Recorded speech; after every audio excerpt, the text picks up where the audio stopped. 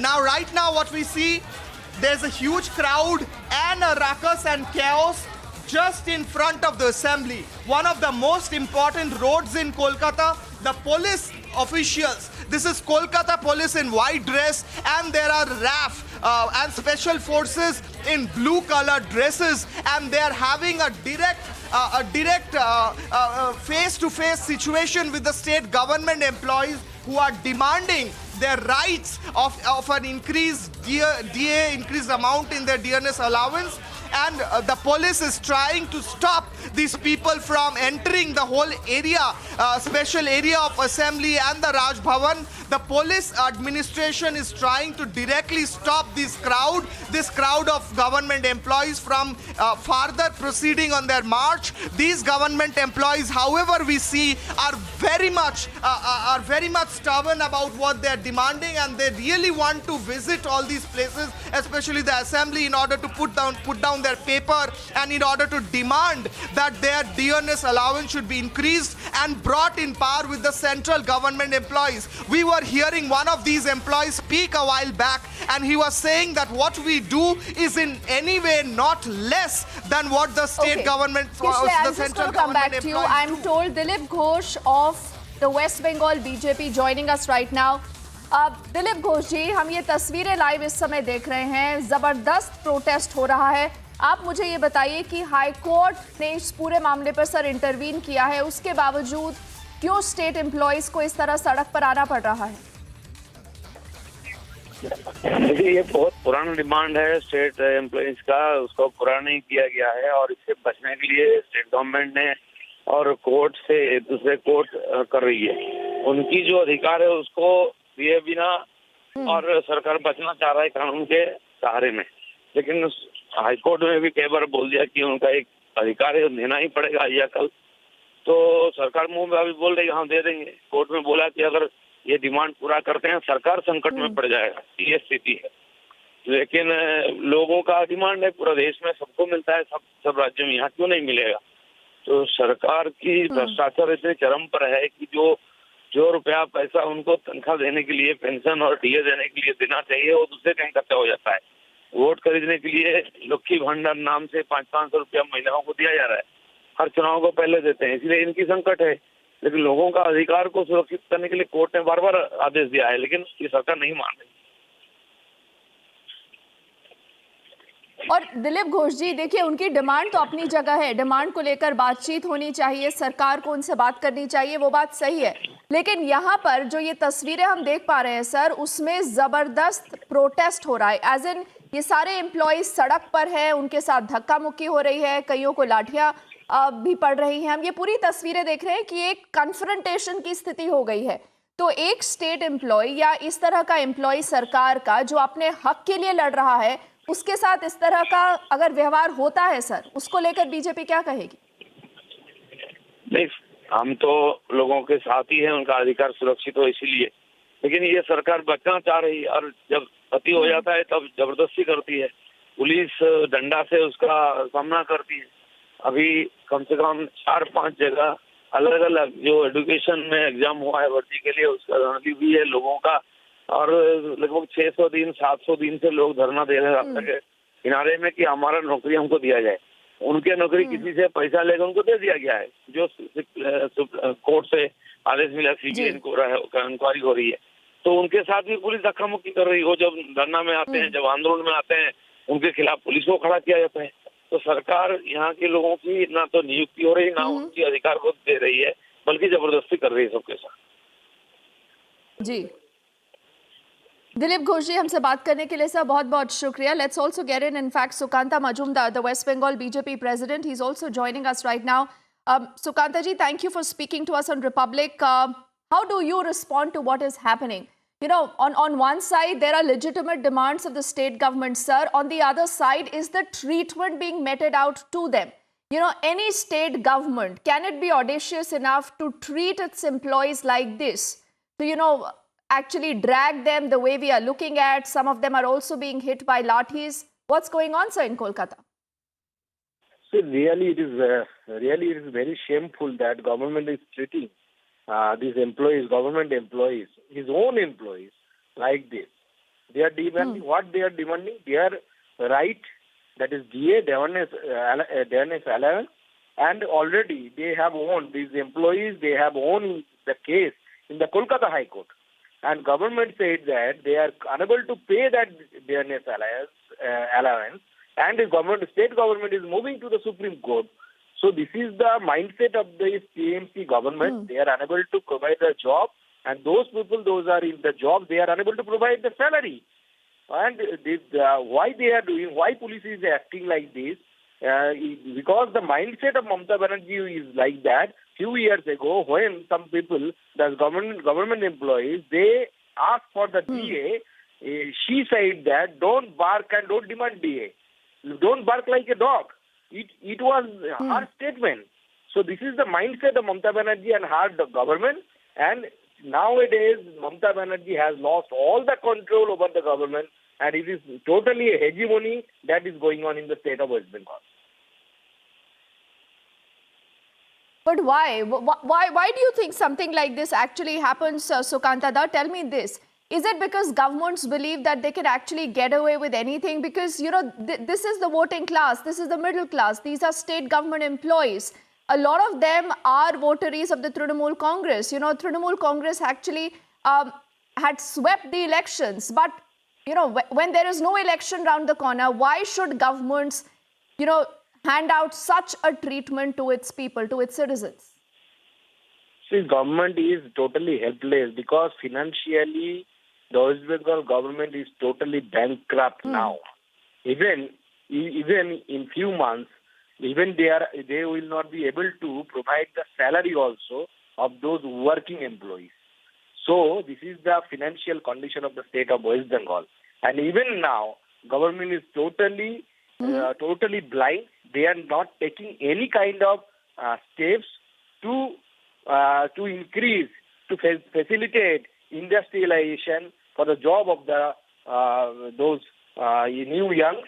They are doing nothing, and the state government is totally financially, or depending upon the central government schemes and nothing else. That they are providing money to the people by cutting the money from these central government scheme. Okay. So this is the actual scenario. Total financial bankruptcy happened to this government. All right, we leave it there, but we will continue to revisit that story. Sukanta Majumdar, thank you for speaking to us on Republic. Kishle, remember, has been reporting from Ground Zero. Very, very dramatic images that you see on your screens of a protest in Kolkata. These are state government employees wanting their increased DA to be handed over to them. We head into a quick break right now, but when we come back, our focus is on the big Tihar tapes. Lies after lies is what is coming out as far as the Aam Aadmi Party goes. They said, we don't get good food, but look at that entire packet in the hands of Satyendra Jain, and no defense yet from the Aam Aadmi Party. Also, Republic accesses Shraddha's letter from the year 2020, where she said, I fear Aftab might kill me. But the crucial question, why did the police not do anything about that letter?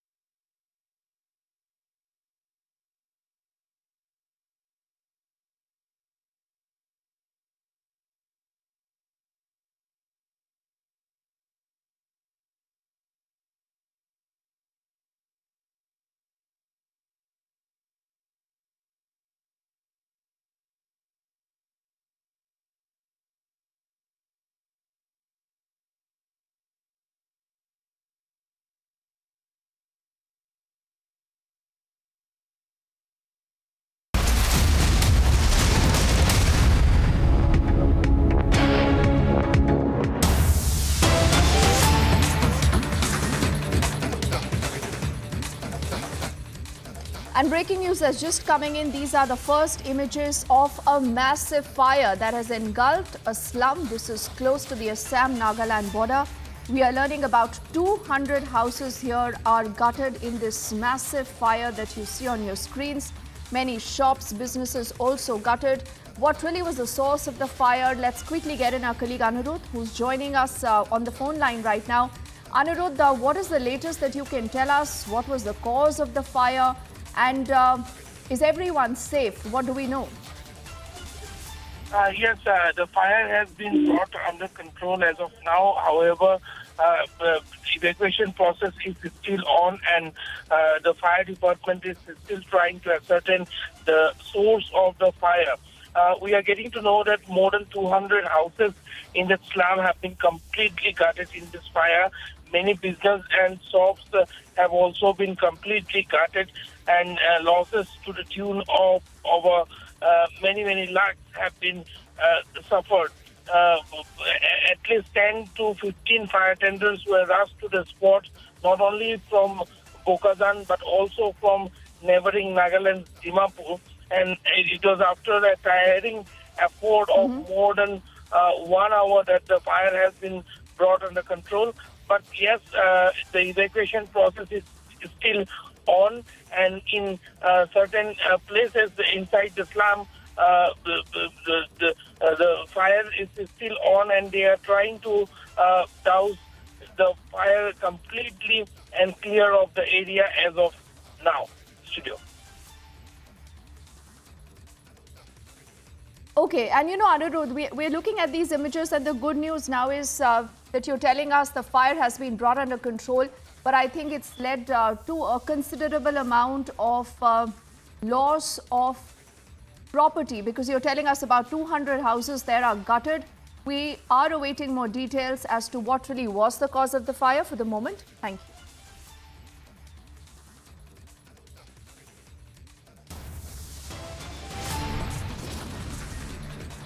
We headed to a break right now on the other side. It's yet another Tihar tape now that has hit the Aam Aadmi Party. They said we don't get any food, but look at the feast Satyendra Jain is having inside his cell.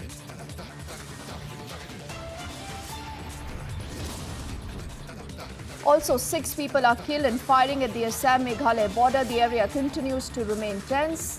Live updates when we come back.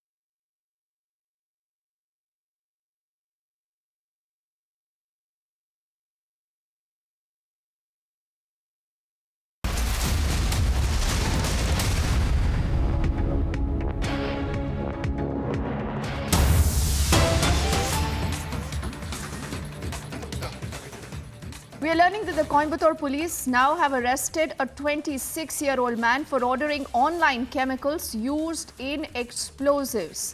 In fact, he's a resident in Sarvanapatti. He's been arrested by the local police for ordering this material online. Varshini joining us for more details.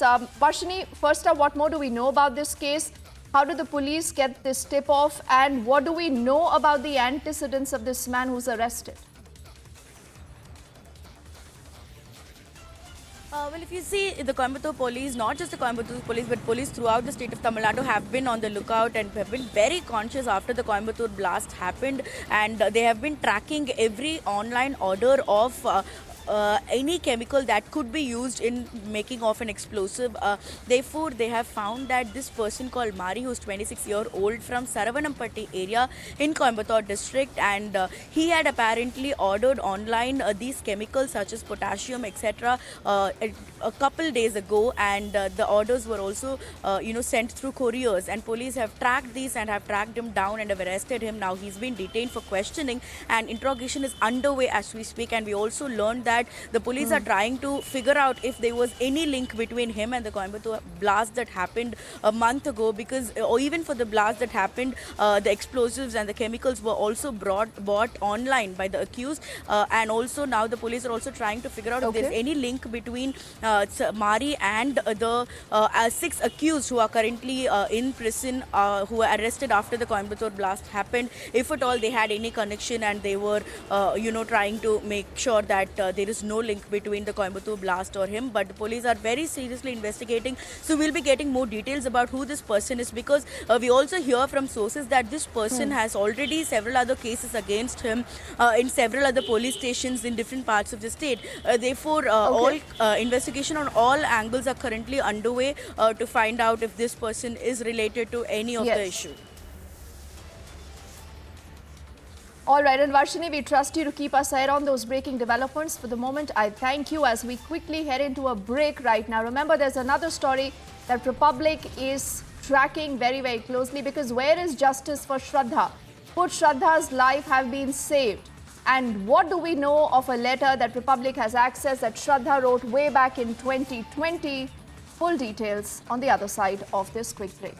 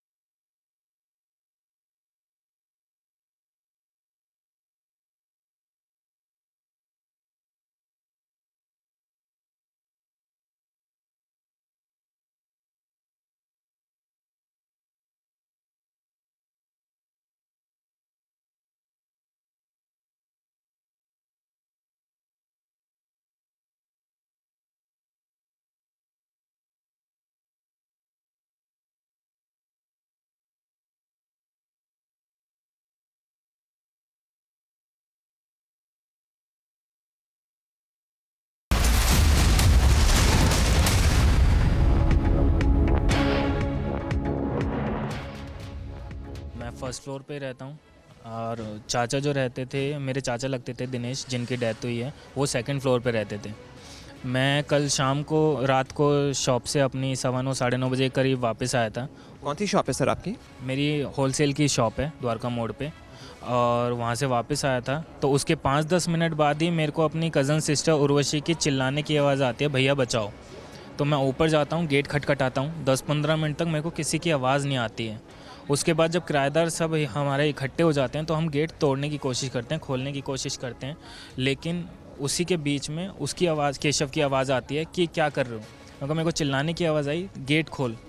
वो कह रहा है ये हमारा family member है, मतलब family matter है, gate नहीं खुलेगा, नीचे जाओ। मैं कहा हमारी सेम फैमिली है, सेम फैमिली मैटर है, गेट खोल, मुझे देखना क्या कर रहा है। वो कह रहा है गेट नहीं खुलेगा, ये हमारा पर्सनल फैमिली मैटर है, तू जा नीचे। नीचे आके फिर मैं पुलिस को फ़ोन करता हूँ, बगल में ही हमारे ताऊजी रहते हैं, उनको फ़ोन करता हूँ। तो जैसे जिप्सी आती है हम सारे मिलके ऊपर जाते हैं, गेट तोड़ते हैं, खोलने की कोशिश करते हैं। उसी के बीच में मेरे को एक गिरने की आवाज़ आती है धड़ाम से। नीचे मैं भगता हूँ, नीचे भग के देखता हूँ तो मेरा जो कज़न ब्रदर है केशव, वो स्कूटी लेके भगने की कोशिश कर रहा होता है। उसको मैं पकड़ लेता हूँ और पकड़ के पुलिस के हवाले कर देता हूँ, और फिर दोबारा से जल्दी से ऊपर जाता हूँ। और गेट के ऊपर हमारे यहाँ वो जाली लगी हुई है, जाली तोड़ के मैं अंदर घुसता हूँ, गेट खोलता हूँ, और उसके बाद सबको अंदर लेके जाता हूँ। तो अंदर जाके हम देखते हैं कि सबकी उसने हत्या कर दी है। मुझे मालूम है ये आपके लिए बहुत ही दुखदाई पल, लेकिन मैं आपसे पूछना चाहूँगा कि अंदर आपने क्या नज़ारा देखा और किन किन की लाश आपने देखी? मुझे वो तो मैं बता नहीं पाऊँगा, क्योंकि वो मैं याद करूँ तो भी मेरे से हो नहीं पाता। सबसे पहले मैंने अपनी बहन की लाश देखी है, उसके आगे मैं जा ही नहीं पाया, और उसने मेरे चाचा चाची, बहन और दादी सबकी हत्या कर दी।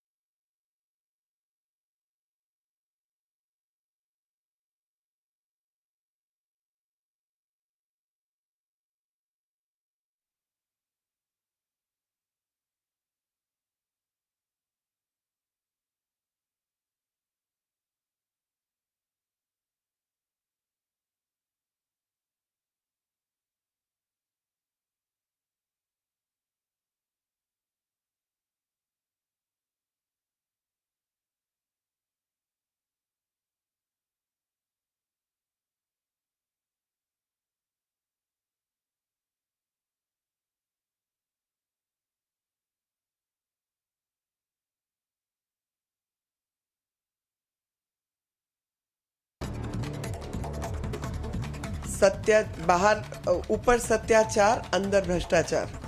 तो ये बिल्कुल पंक्तियां जो हैं आम आदमी पार्टी पर स्थापित होती हैं और उनका बहुत अच्छे से व्याख्यान करती है कि लगातार किस प्रकार से आपराधिक छवि वाले व्यक्तित्व जो है राजनीति में आए और राजनीति को ही बदनाम करना शुरू कर दिया।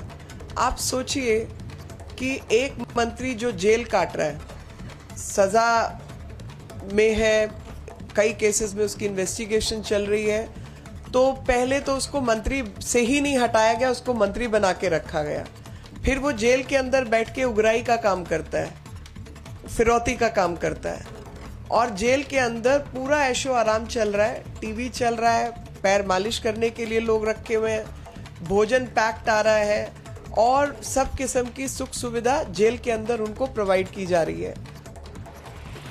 After claiming that a rapist was actually a physiotherapist giving physiotherapy to Satyendra Jain inside jail, which was actually a head massage and a chumpy and a foot massage.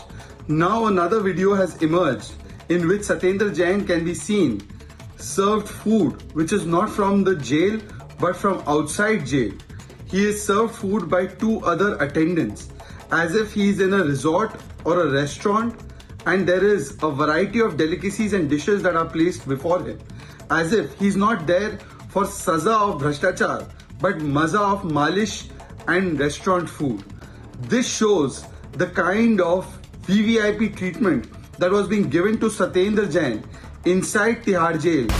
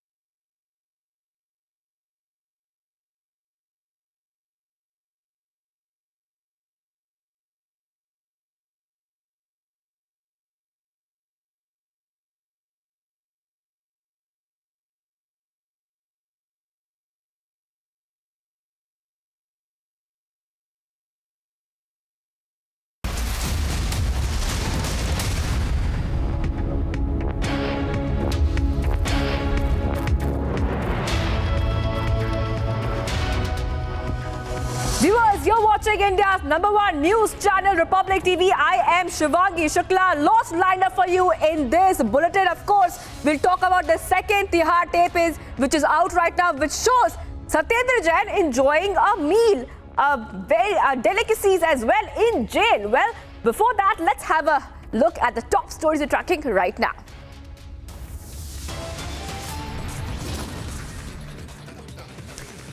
Republic accesses Shraddha's 2020 letter to police. Did Shraddha try to raise an alarm?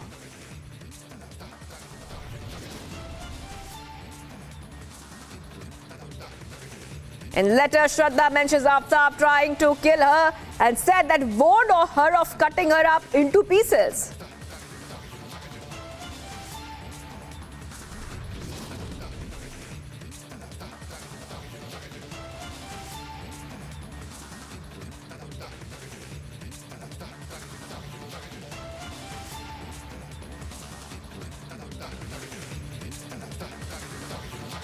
Yet another Tihar tape hits Aam Aadmi Party. No good food claim now completely collapses.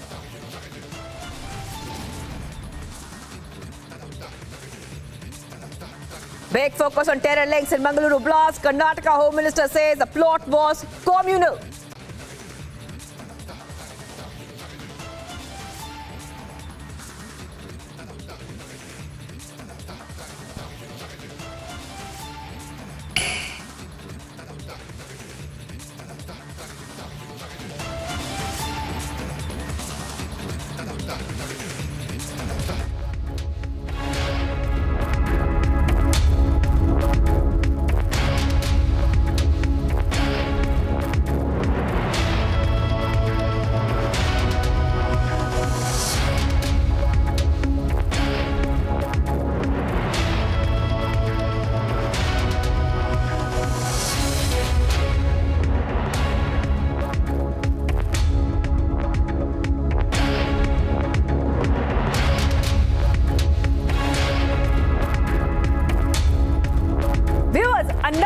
claim of the Aam Aadmi Party has now fallen flat. Remember, just a few days ago, we showed you visuals of Satyendra Jain, who is in Tihar jail right now, getting a massage, getting chumpy, enjoying VVIP services while in jail. But right now, viewers, another tape has come out, a second Tihar tape has come out, where he's seen enjoying, as you can clearly see right here on your screens, viewers, right here on your screens, he's enjoying a sumptuous meal, that too in jail. He's having, in fact, good food, 3 cucumbers and 4 tomatoes being served.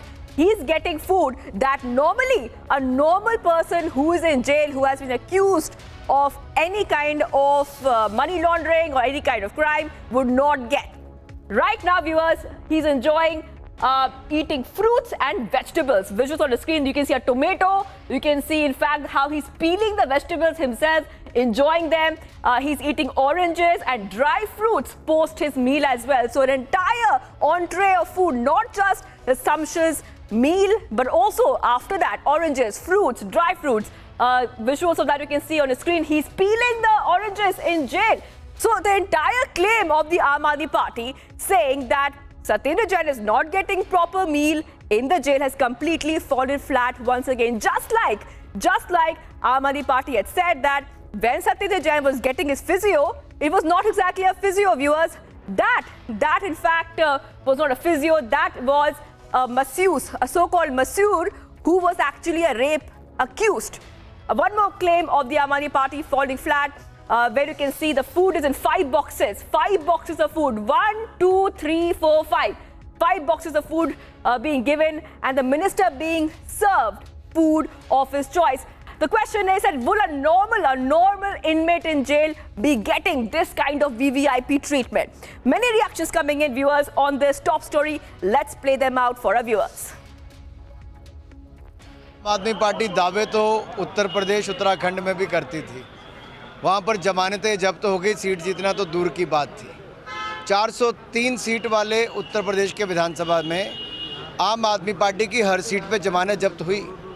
Uttarakhand में खाता भी नहीं खुल पाया। पंजाब में उनके स्वास्थ्य मंत्री को 2 महीने बाद इस्तीफा देना पड़ा भ्रष्टाचार के चलते। दिल्ली में आम आदमी पार्टी का स्वास्थ्य मंत्री जेल में है 6 महीने से, और जेल में मज़े और मसाज दोनों का आनंद उठा रहे हैं।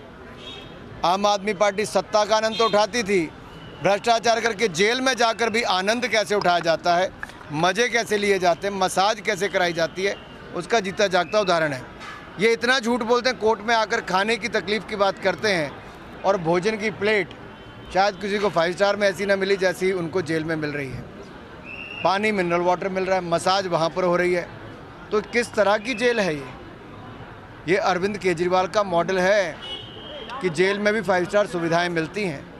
भ्रष्टाचार करो और अरविंद केजरीवाल उन सबको ईमानदारी का सर्टिफिकेट देते हैं जो 6-6 महीने से जेल में हैं। ये अरविंद केजरीवाल का मॉडल है कि मोहल्ला अस्पताल में अंदर तो कोई नहीं जाता, बाहर पशुओं की भरमार लगी रहती है। ये कल्पना कीजिए, जहाँ का शिक्षा मंत्री शराब घोटाले में मुख्य आरोपी हो, वो उसको कौन स्वीकार करेगा गुजरात में? उनको स्वीकार कर ही नहीं सकते, क्योंकि गुजरात का तो अपना मॉडल ही पूरा देश स्वीकार करता है। गुजरात नंबर 1 राज्य के रूप में दिखता है। So viewers, many reactions coming in right now. When you are watching on your screen, just watch how he's enjoying the food, the sumptuous meal, entire courses after courses of food, 1, 2, 3, 4, 5. And not just that, viewers, there's an attendant you just saw come inside, serve him food and go back. VVIP treatment once again. Let's have a look into reactions. Shehzad Poonawala has also spoken and is calling it VVIP Maza, not Saza. After claiming that a rapist was actually a physiotherapist giving physiotherapy to Satyendra Jain inside jail, which was actually a head massage and a chumpy and a foot massage, now another video has emerged in which Satyendra Jain can be seen served food which is not from the jail but from outside jail. He is served food by 2 other attendants as if he is in a resort or a restaurant, and there is a variety of delicacies and dishes that are placed before him as if he's not there for saza of bhraštachar but maza of malish and restaurant food.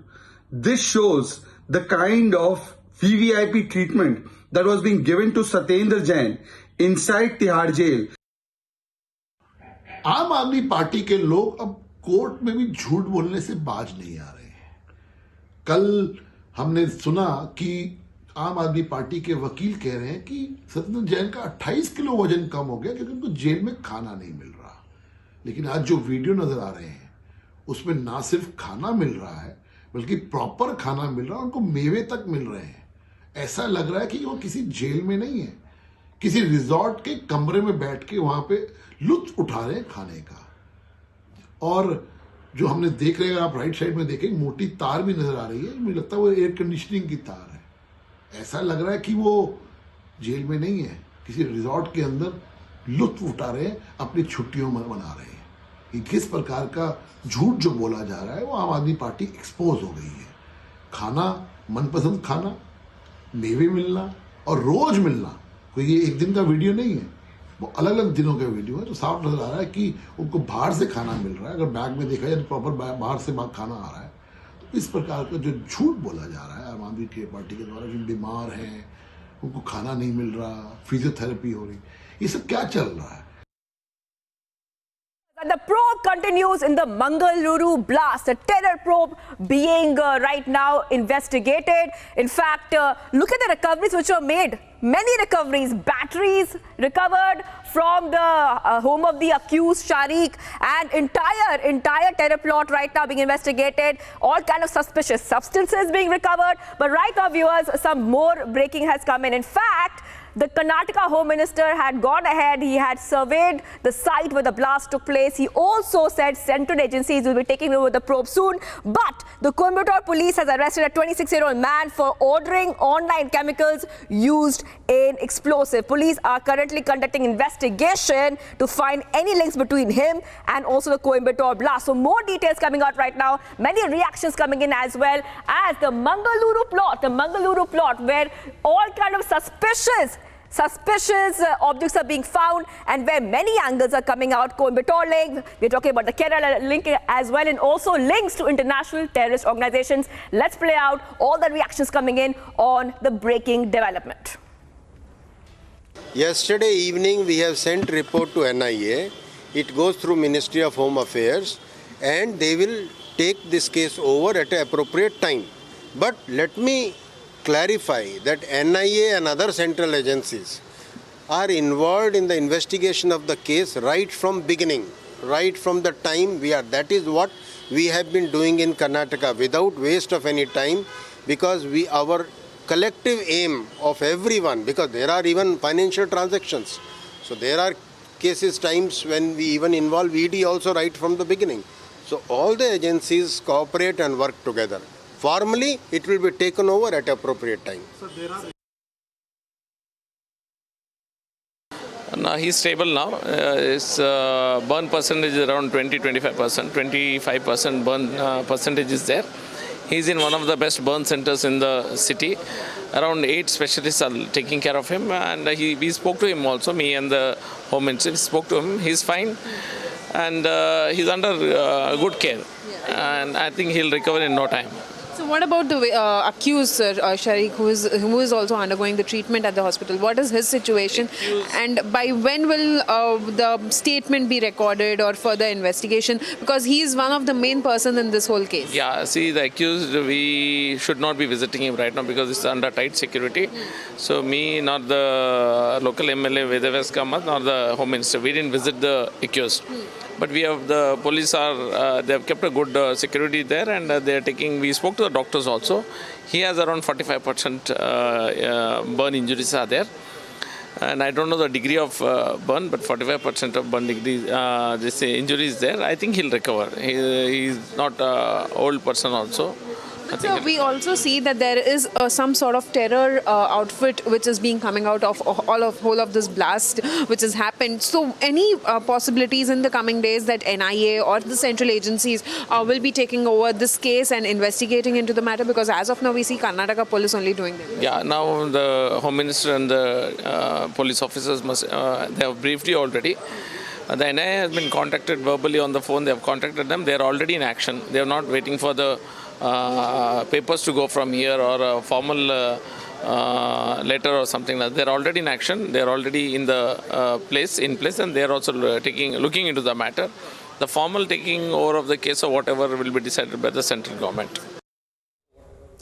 Right, viewers, so the reactions coming in, and of course, when the Karnataka Home Minister and the police had gone to the site, they said that the police said it was a clear attempt to destabilize, the security of a country, destabilize a country. It was a very incident of a very communal nature. In fact, let's go ahead to Varshini as well. Now, Varshini will get us more details on the top update we have right now. Varshini, a 26-year-old has been arrested right now.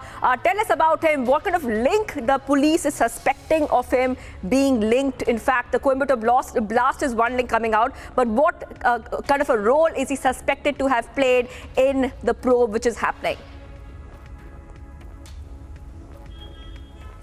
But Shivangi, if you see this particular person, this 26-year-old man who's been arrested right now, has a lot of criminal cases against him from the past as well, which has been registered in several different areas of the state of Tamil Nadu. And particularly, if you see, this person is now residing at a village called Saravanampatti in Coimbatore district. And now he's been arrested for ordering online many chemical substances which are used to prepare explosive materials. And recently also, we saw that, during the Coimbatore blast, the people who are currently arrested, the 6 accused who are serving prison time, also ordered chemicals only on online websites.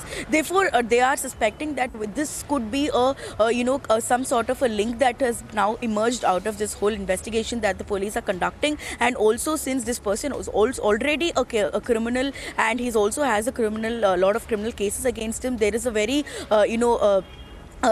deeper investigation that the Coimbatore police are conducting right now, and they are also trying to see if there's any contact between these people who are in the prison right now for the Coimbatore blast, and also this person that had happened in the past before the blast is also being probed right now. Since the police are trying to make sure that any more such kind of online ordering is being prohibited and prevented from happening in the state of Tamil Nadu, they are making sure they're keeping track of all these websites and all the purchases made. And that is how this 26-year-old person from Coimbatore has now been taken under police custody after for interrogation after he ordered online all these substances. Right, Varshini, thank you for getting us the details. Prajwal, in fact, we'll go to Prajwal very shortly as well. Prajwal is also going to join us live in just a moment. Prajwal, I don't know if you can hear me. If you can hear me, Prajwal, Varshini was talking about this latest development where a 26-year-old man has been arrested for having links now.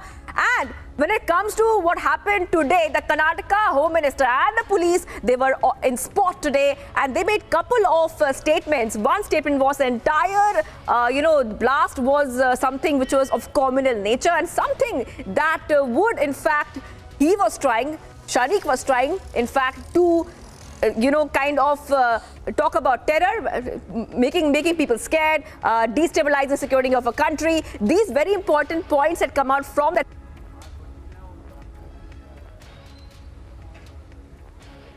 Absolutely, because now Shivangi, we also get to understand that Hindutva was being misused by Sharik over here, and they were trying to weaponize Hindutva. So this is something which was being repeatedly stated by the Home Minister of Karnataka as well as the DGP too, and their main modus operandi and their main agenda was to make sure that there were communal riots as well, and communal harmony between two communities would be disrupted completely. And therefore he had gone on to assume the identity of Prem Raj, and apart from Prem Raj, he had also gone on to use the Aadhaar card of yet another person called as Arun Kumar Gauli, under whose name he had gone on to take lodging in Coimbatore, which Varshini had earlier pointed out.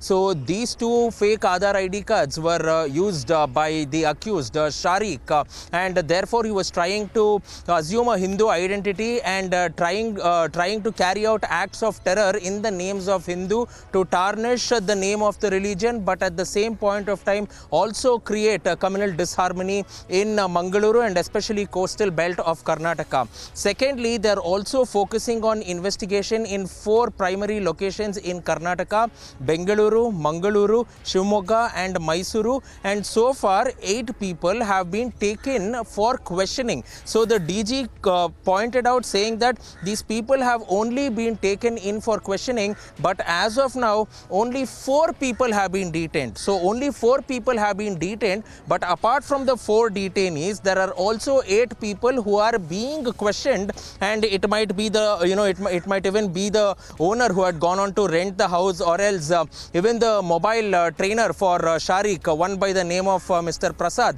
So all these people are being called in only to go on and corroborate and try to find out as to how Sharik misled them and had gone on to get favors done for him, may it be procuring SIM cards or ID cards, renting a house, or even taking fake Aadhaar ID cards as well. And thirdly, what is very important over here is that the DGP has clearly clarified that he was not planning a low intensity blast. He was planning a high intensity blast, but by luck they were saved because the charges in the detonator did not go off in time. And if that would have gone off, then it would have been a major tragedy and many lives would have been lost in Mangaluru, and this would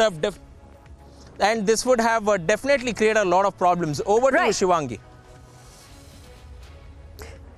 All right, so thank you Prajwal and thank you Varshini for joining us with all the details. So Prajwal and Varshini getting us multiple angles of the Mangaluru blast probe, where number one, a 26-year-old has been arrested. Police suspect that he had some kind of a link.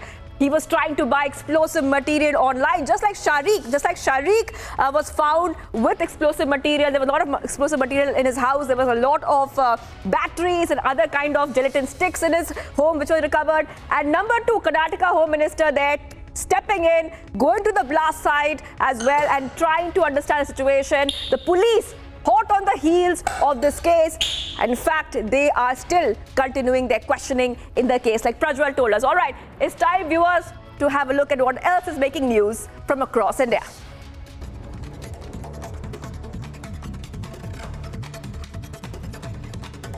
Republic has accessed Shraddha's police complaint that she filed against her boyfriend Aftab exactly 2 years ago. In a letter dated November 23rd, 2020, Shraddha filed a police complaint at Mumbai's Vasai police station, where she complained that Aftab had tried to kill her and has been assaulting her for 6 months.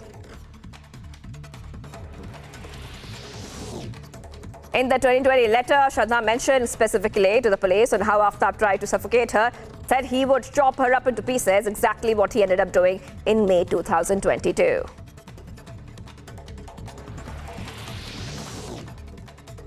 Shraddha informed that Aftab's parents were aware of the assaults, as they used to visit them on weekends and also give them blessings for the marriage.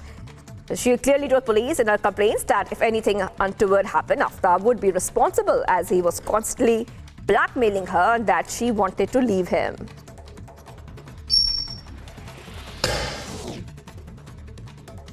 Fresh videos of Aam Aadmi Party Satyendra Jain emerged from Tihar jail, in which he is seen eating uncooked vegetables and fruits in his cell, days after the minister moved to a city court, alleging that he is not being provided raw food as per his religious beliefs. बाहर ऊपर सत्याचार, अंदर भ्रष्टाचार, तो ये बिल्कुल पंक्तियां जो हैं आम आदमी पार्टी पर स्थापित होती हैं और उनका बहुत अच्छे से व्याख्यान करती हैं कि लगातार किस प्रकार से आपराधिक छवि वाले व्यक्तित्व जो हैं राजनीति में आए और राजनीति को ही बदनाम करना शुरू कर दिया। आप सोचिए कि एक मंत्री जो जेल काट रहा है, सज़ा में है, कई केसेस में उसकी इन्वेस्टिगेशन चल रही है, तो पहले तो उसको मंत्री से ही नहीं हटाया गया, उसको मंत्री बना के रखा गया। फिर वो जेल के अंदर बैठ के उगराई का काम करता है, फिरौती का काम करता है, और जेल के अंदर पूरा ऐशो आराम चल रहा है, टीवी चल रहा है, पैर मालिश करने के लिए लोग रखे हुए हैं, भोजन पैक्ड आ रहा है और सब किस्म की सुख सुविधा जेल के अंदर उनको प्रोवाइड की जा रही है। Sources in Tihar jail also said that, contrary to Jain's lawyers' claim, he had lost 28 kgs during his time in jail. He has gained 8 kgs during his stay behind the bars. Earlier sources from Jain's side had claimed that he had lost 2 kilograms after the jail authorities have stopped providing him fruits and vegetables, and a total of 28 kgs during his time in prison.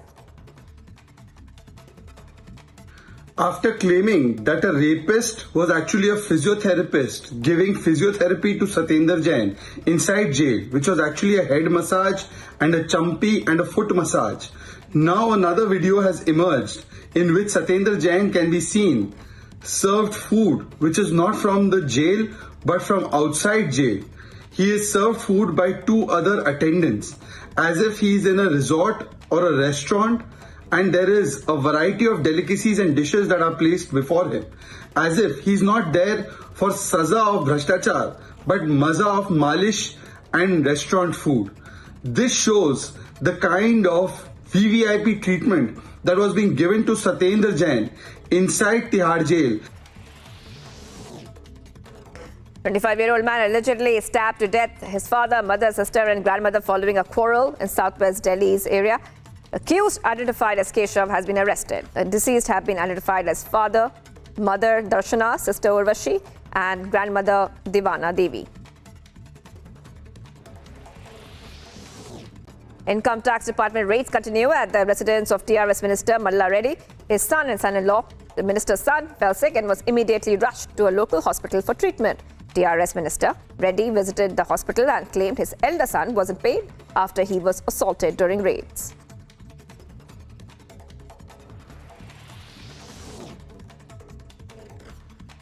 In a video that's emerged, TRS MLA was seen catching the collar of a government official in Telangana. Reportedly, the TRS MLA was angry after he was invited late for the school's inauguration and before he arrived as the Zilla Parishad chairman inaugurated the school by cutting a ribbon.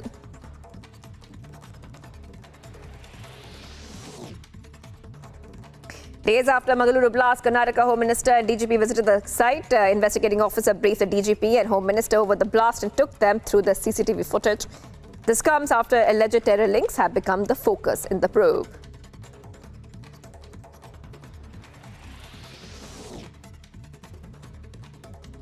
CV Anand Bose has now taken oath as the new governor of West Bengal. Bose, who was named the new governor, now took oath at Raj Bhavan. The new governor was administered the oath by the Chief Justice of High Court, and Chief Minister Mamata Banerjee and other dignitaries were also present at the site. I, Dr. C.V. Anand Bose, do swear in the name of God that I will faithfully execute the office of the Governor of West Bengal and will, to the best of my ability, preserve, protect and defend the Constitution and the law, and that I will devote myself to the service and well-being of the people of West Bengal. Viewers, much more coming up on the other side. Republic accesses Shraddha's 2020 letter to police. Did Shraddha try to raise an alarm?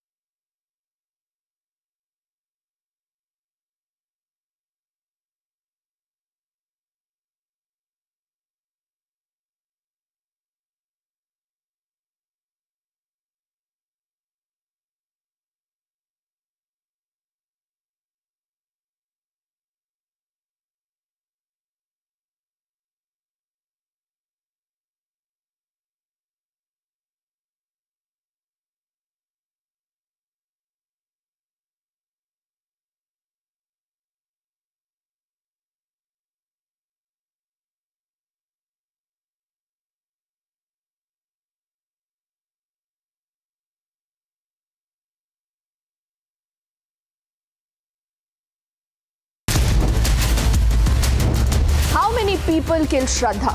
Was Aftab alone, or is the system to be blamed equally? There is this letter that has been accessed by Republic of 2020 that Shraddha wrote to the cops. She went to the police station. She actually told them that I fear Aftab might kill me. But what happened next? No one knows. The reason why we are at Republic are asking how many killers of Shraddha? That's a burning question tonight at 8 on Republic.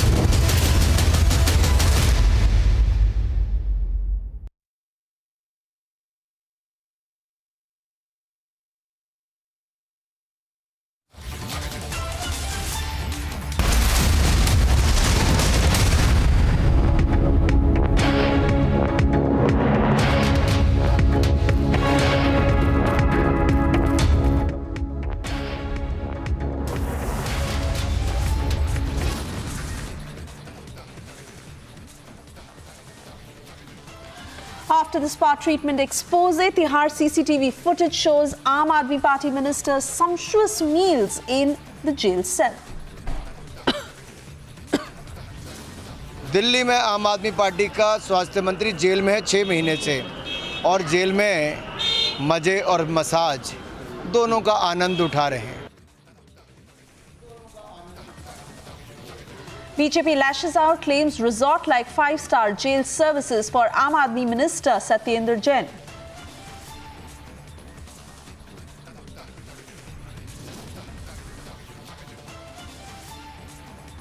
Shraddha's 2020 letter to Maharashtra police reveals Aftab had threatened to kill and chop her into pieces.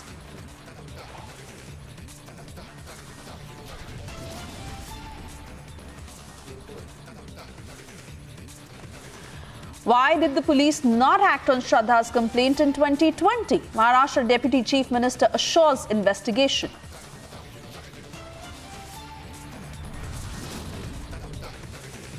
Karnataka police confirms communal plot as details emerge on how Sharik wanted to peddle the fake Hindu terror narrative.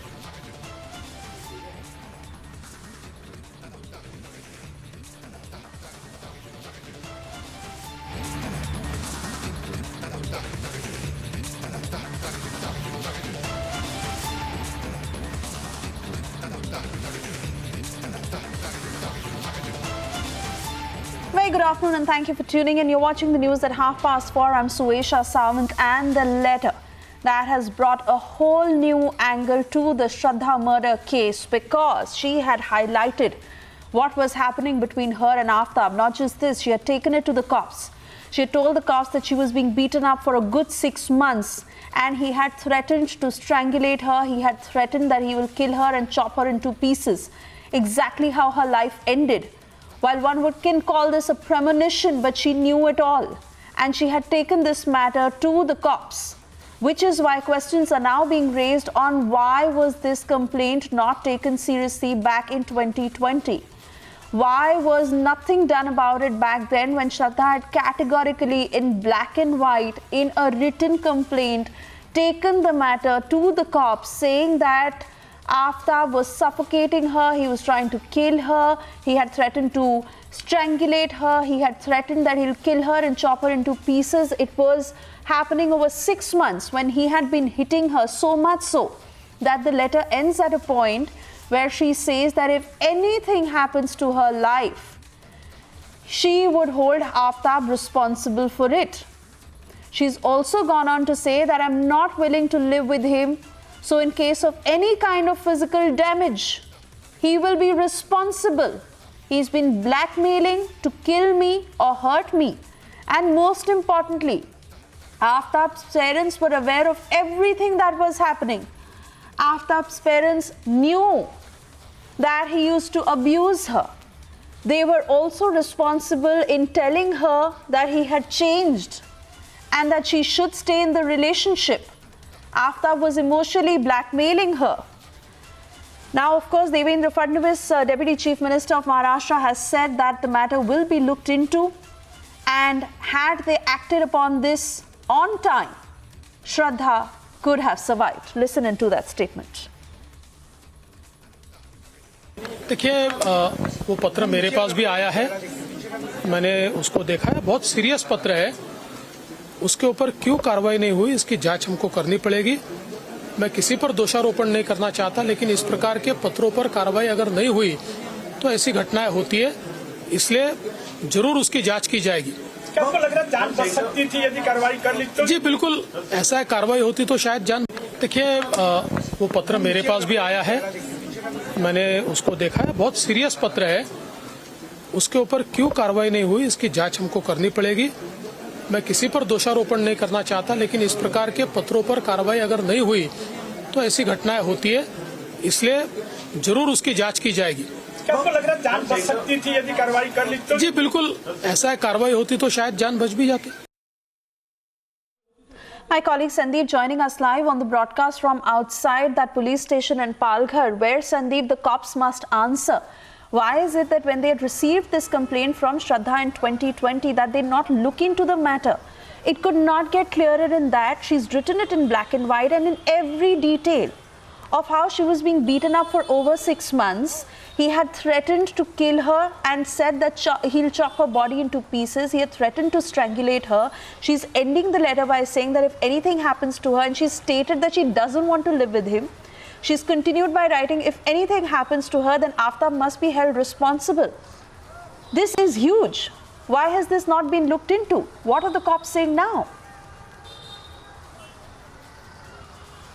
See, biggest negligence from the Tulinj police station where I am standing right now is that, remember, on 23rd of November, if a complaint is also filed and a girl is stating that the person whom I'm living with could kill me at any point of time, and I am very much not secured with him, and in fact the family members of Aftab Poonawala were aware the kind of physical violence he used to do.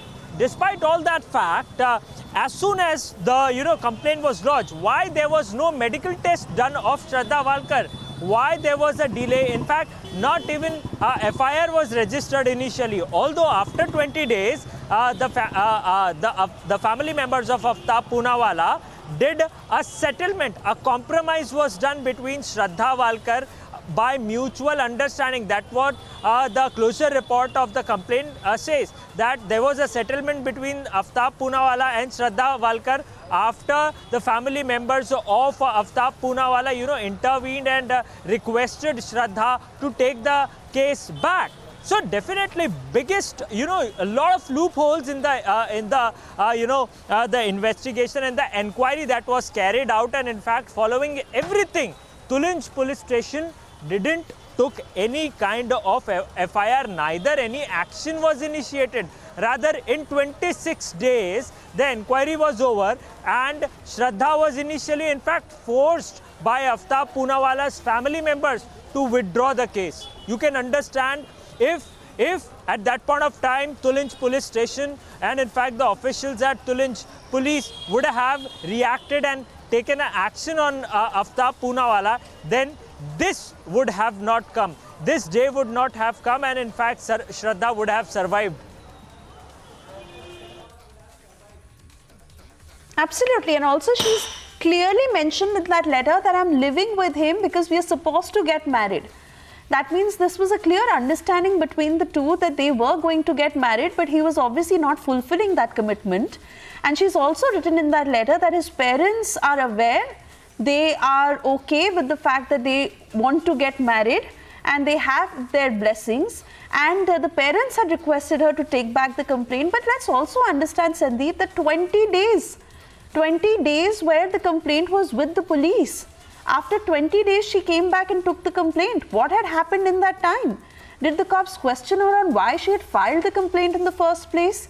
Is she still living with Aftab? Will she continue living with Aftab? Does she want any sort of protection? I mean, some sort of procedure should have been followed at that time. And today we hear the Maharashtra government saying that this should certainly have been looked into, and now they'll carry out an inquiry. But fact is, Shraddha is gone. These complaints need to be looked into very seriously.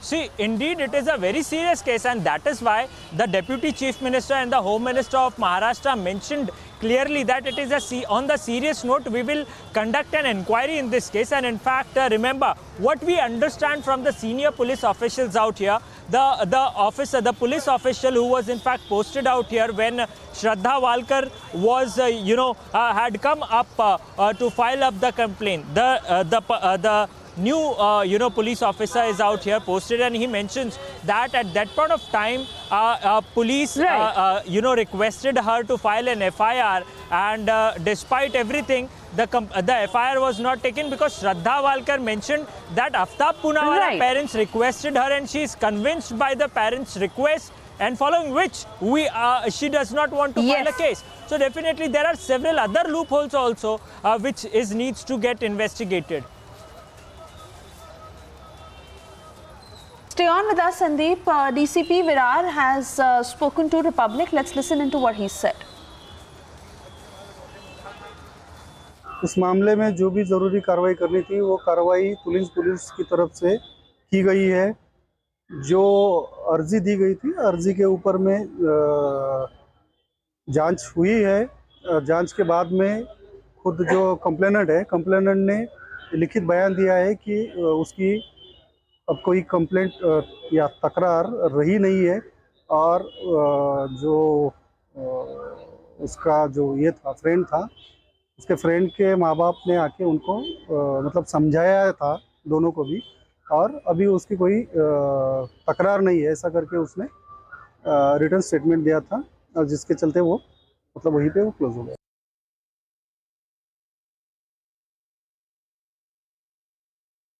My colleague Piyush, who had sent us this report earlier of how the case is proceeding and what the investigating team in Delhi is now looking into.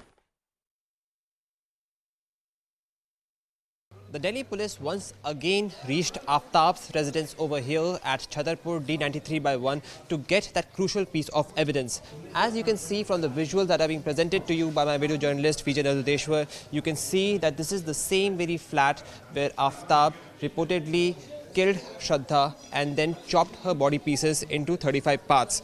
Now, this is going to be very interesting to see that what evidences Delhi police has been able to get from this very flat where this heinous act would have occurred. Now, what we've been told is that the Delhi police, from the assistance of the officials of CFSL, got a very big lead when they were able to get some blood stains from the tiles in the kitchen and bathroom of this very flat. Now, if this blood stains matches the DNA that of Shraddha, this is going to be definitely a very big achievement of Delhi police, which is solely relying right now on the circumstantial evidence to get Aftab nailed in this case. This flat only where several evidences may be stored, which the Delhi police is relying on to nail Aftab. The major evidences which right now the Delhi police has been able to get from this flat is the rough sketch, clothes of Shraddha and Aftab that may help them in getting that very DNA which may help in getting Aftab nailed, and also now several sharp objects. Besides this, there have also been blood stains now which have been found by the team of CFSL experts on the tiles of bathroom and kitchen in this very flat. So as I said, that this flat is of utmost importance to Delhi police, and yes, the officials of Delhi police is going to leave no stone unturned to make sure that they get all the evidences, not only from this flat but also from the forest of Mehroli, the vacant area of Gurugram, the pond at Maidangadi, to nail Aftab for the heinous crime that he may have committed. With video journalist Narudeshwar, this is Piyush Ohri reporting for Republic TV. And this explosive letter that has caused ripples. Remember, the police is saying that important action had been taken over this complaint. Whatever needed to be done by the police back then was done, and the complainant, that is Shraddha in this case, had given a written statement saying that she no more had any complaints. Does this mean that Aftab's parents had convinced Shraddha to take back the complaint? All of 20 days that Shraddha had filed the complaint and it was with the police. Then later on, after 20 days, she came back to the police station and said that she's taking back the complaint. On whose word did Shraddha do that? She's also written in that letter that Aftab's parents knew of all that was brewing between them, of the abuse that was caused to her, of the very fact that they were planning to get married, and that they also visited their house during the weekend? Is it Aftab's parents who knew everything of what was happening, who also knew that their son abused Shraddha, hit Shraddha, beat up Shraddha, so much so that he had threatened her that he will strangle her and he will cut her body parts into pieces? Did they know? And despite that, they asked her to take back the complaint. That's the big question. On that note, we are slipping into a very short commercial break. We'll be back on this very point after this break. Stay with us. And the other big stories we are tracking for you this afternoon. Karnataka police has confirmed communal plot as details emerge on how Sharik wanted to peddle the fake Hindu terror narrative.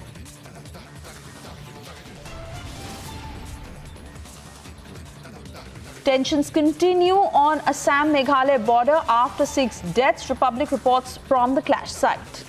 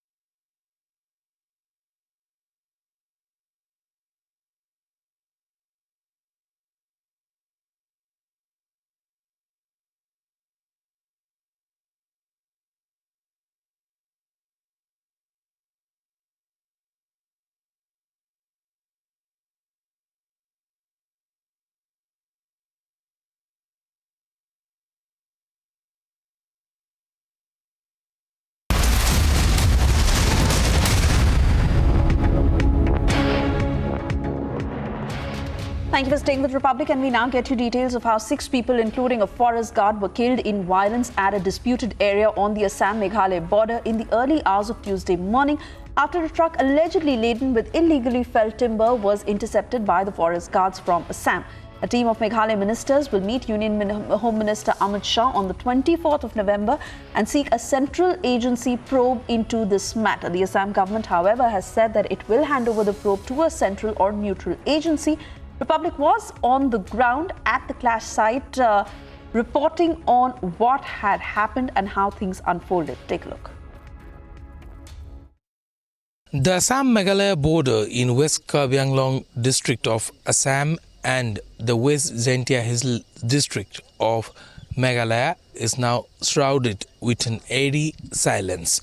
I am right now in Mokoilum village, one of the forward village in the Assam-Meghalaya border, and exactly 10 kilometers from this spot is the place where the situation turned violent yesterday morning, which resulted in death of 6 individuals, including one forest guard from Assam.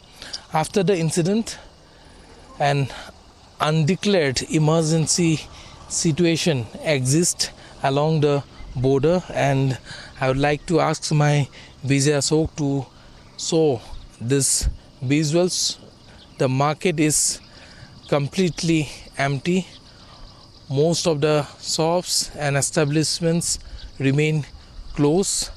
There is no vehicular movement along the border.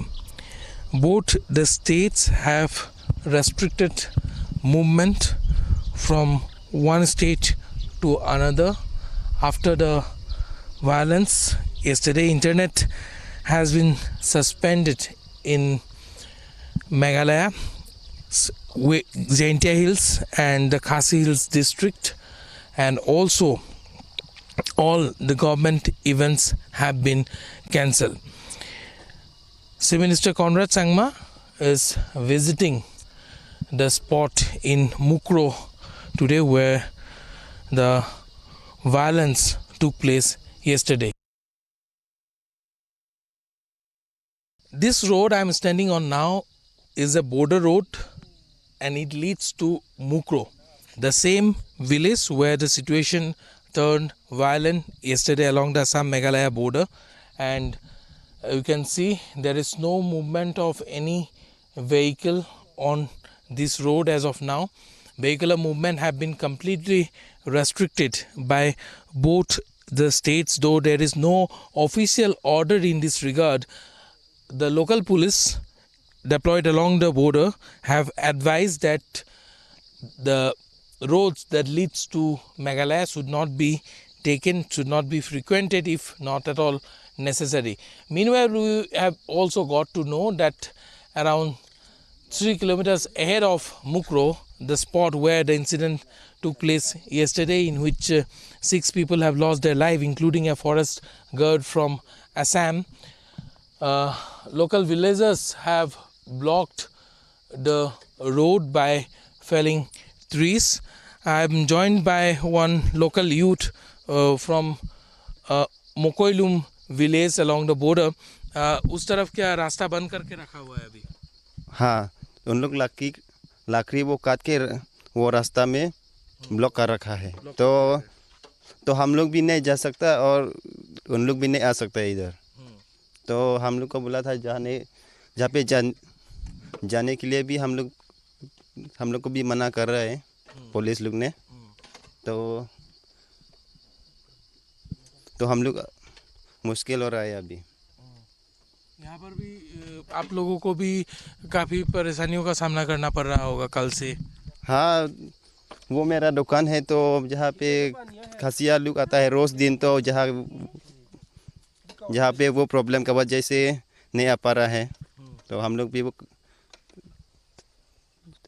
आदमी भी कम हो रहा है दुकान में भी. अभी यहाँ पर कोई लोकल लीडर एमएलए वगैरह एमएससी वगैरह आए थे क्या हालत का जायज़ा लेने के लिए? नहीं, उन लोग नहीं आता है, तो आज आने वाला है, तो आएगा कि नहीं.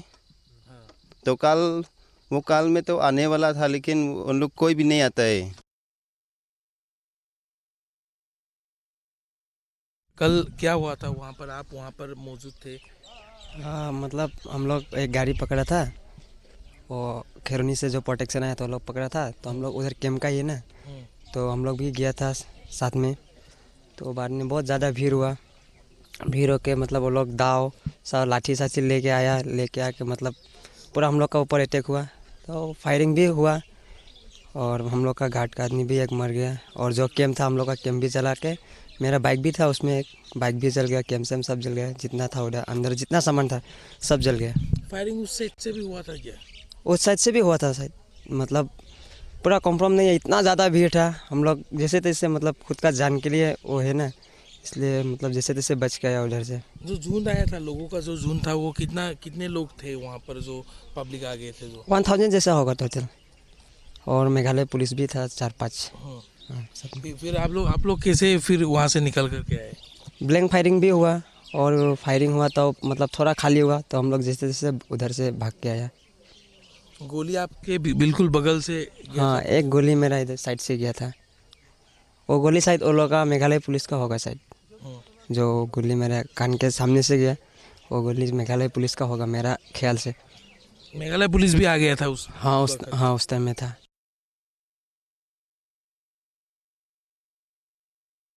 Time now for a short commercial break. On the other side, we get you details of the big focus on national security. That is what Home Minister Amit Shah says, that there is zero tolerance and that is the only motto. This is the biggest interview, several reactions pouring in. All of that on the other side. Stay with us. How many people killed Shraddha? Was Aftab alone, or is the system to be blamed equally? There is this letter that has been accessed by Republic of 2020 that Shraddha wrote to the cops. She went to the police station. She actually told them that I fear Aftab might kill me. But what happened next? No one knows. The reason why we are at Republic are asking how many killers of Shraddha? That's a burning question tonight at 8 on Republic.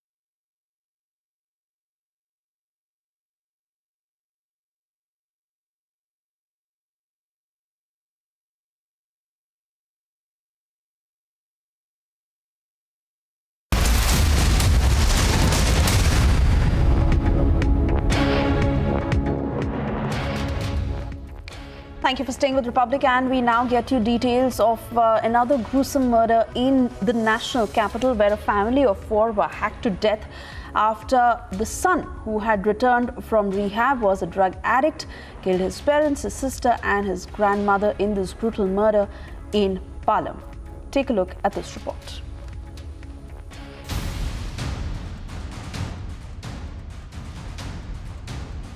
Addiction of alcohol and drugs, a man with a criminal record, and this is what unfolded in the national capital. 4 of a family murdered in New Delhi, and the alleged murderer is the member of the same family. The horrific crime took place in Palam area. The accused allegedly murdered his father, mother, sister, and grandmother.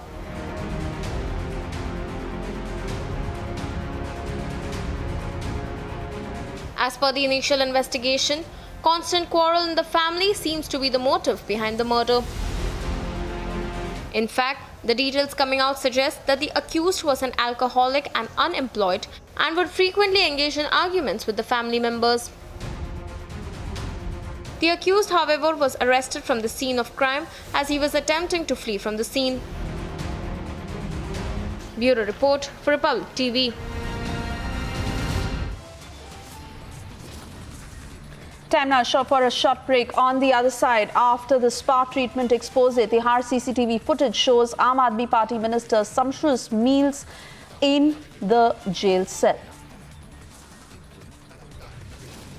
BJP lashes out, claims resort-like 5-star jail services for Satyendra Jain.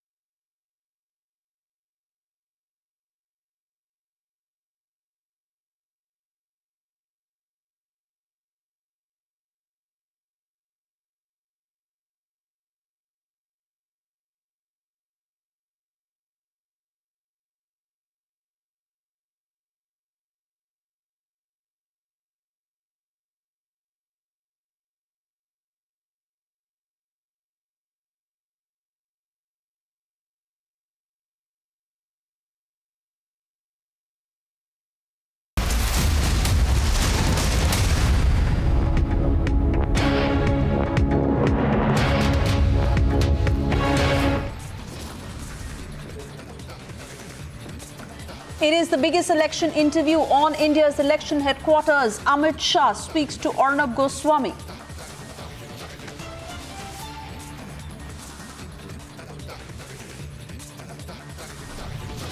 और मुझे पूरा भरोसा है कि 2022 के विधानसभा चुनाव में अब तक के सारे रिकॉर्ड सबसे ज्यादा सीट प्राप्त करने के और सबसे ज्यादा मत प्राप्त करने के हम तोड़कर प्रचंड बहुमत के साथ सरकार बनाने जा रहे हैं। भारतीय जनता पार्टी इस बार 50% से ज्यादा वोट प्राप्त करने जा रही है। Amit Shah exudes confidence in yet another thumping victory as he says that the BJP will surpass the 50% tally. कोई किसी भी कार्ड को प्ले करे, भारत की जनता और विशेषकर गुजरात की जनता इतनी भोली भाली नहीं है कि एक दो टोचकों से या एक दो स्टेटमेंट से किसी और बह जाए।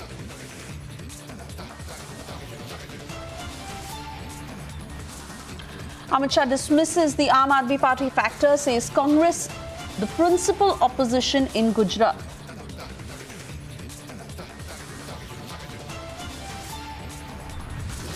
अगर कुछ भी देगा, कोई भी पत्रिका देगा, सब लोग ले लेंगे, एक्सेप्ट कर लेंगे, सब लोग ले लेंगे। मगर वोट देते वक्त सब लोग अपना माइंड भी अप्लाई करते हैं, ट्रैक रिकॉर्ड भी देखते हैं और विश्वसनीयता भी देखते हैं। विश्वसनीयता के आधार पर जिनको वो जानते हैं उन्हीं को वोट देंगे।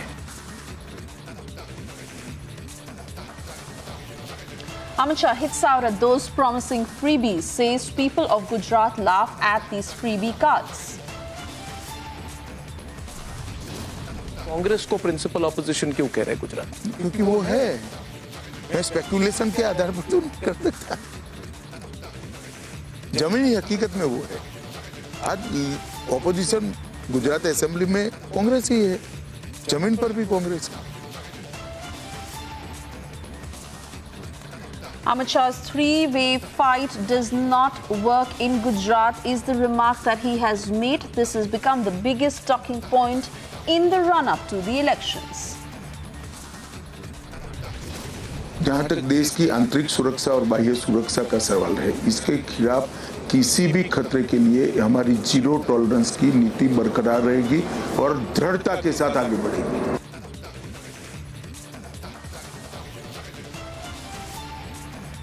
Big focus on national security. Home Minister says zero tolerance is the only motto. He marks internal security as the biggest issue.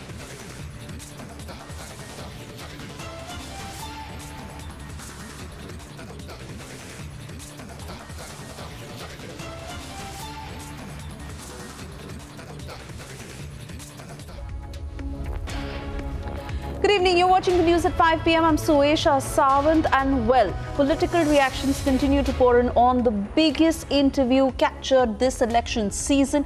Arnab Goswami in conversation with Home Minister Amit Shah, who on the Mangaluru blast said that the biggest issue that the country is facing is internal security, and that happens to be a problem both for the centre and the state that the centre is looking at very closely, where the only motto is zero tolerance. The Karnataka Home Minister has now responded to this interview. He said that Amit Shah's statement reflects BJP's ideology on the iron fist policy. Let's listen into that statement he's made.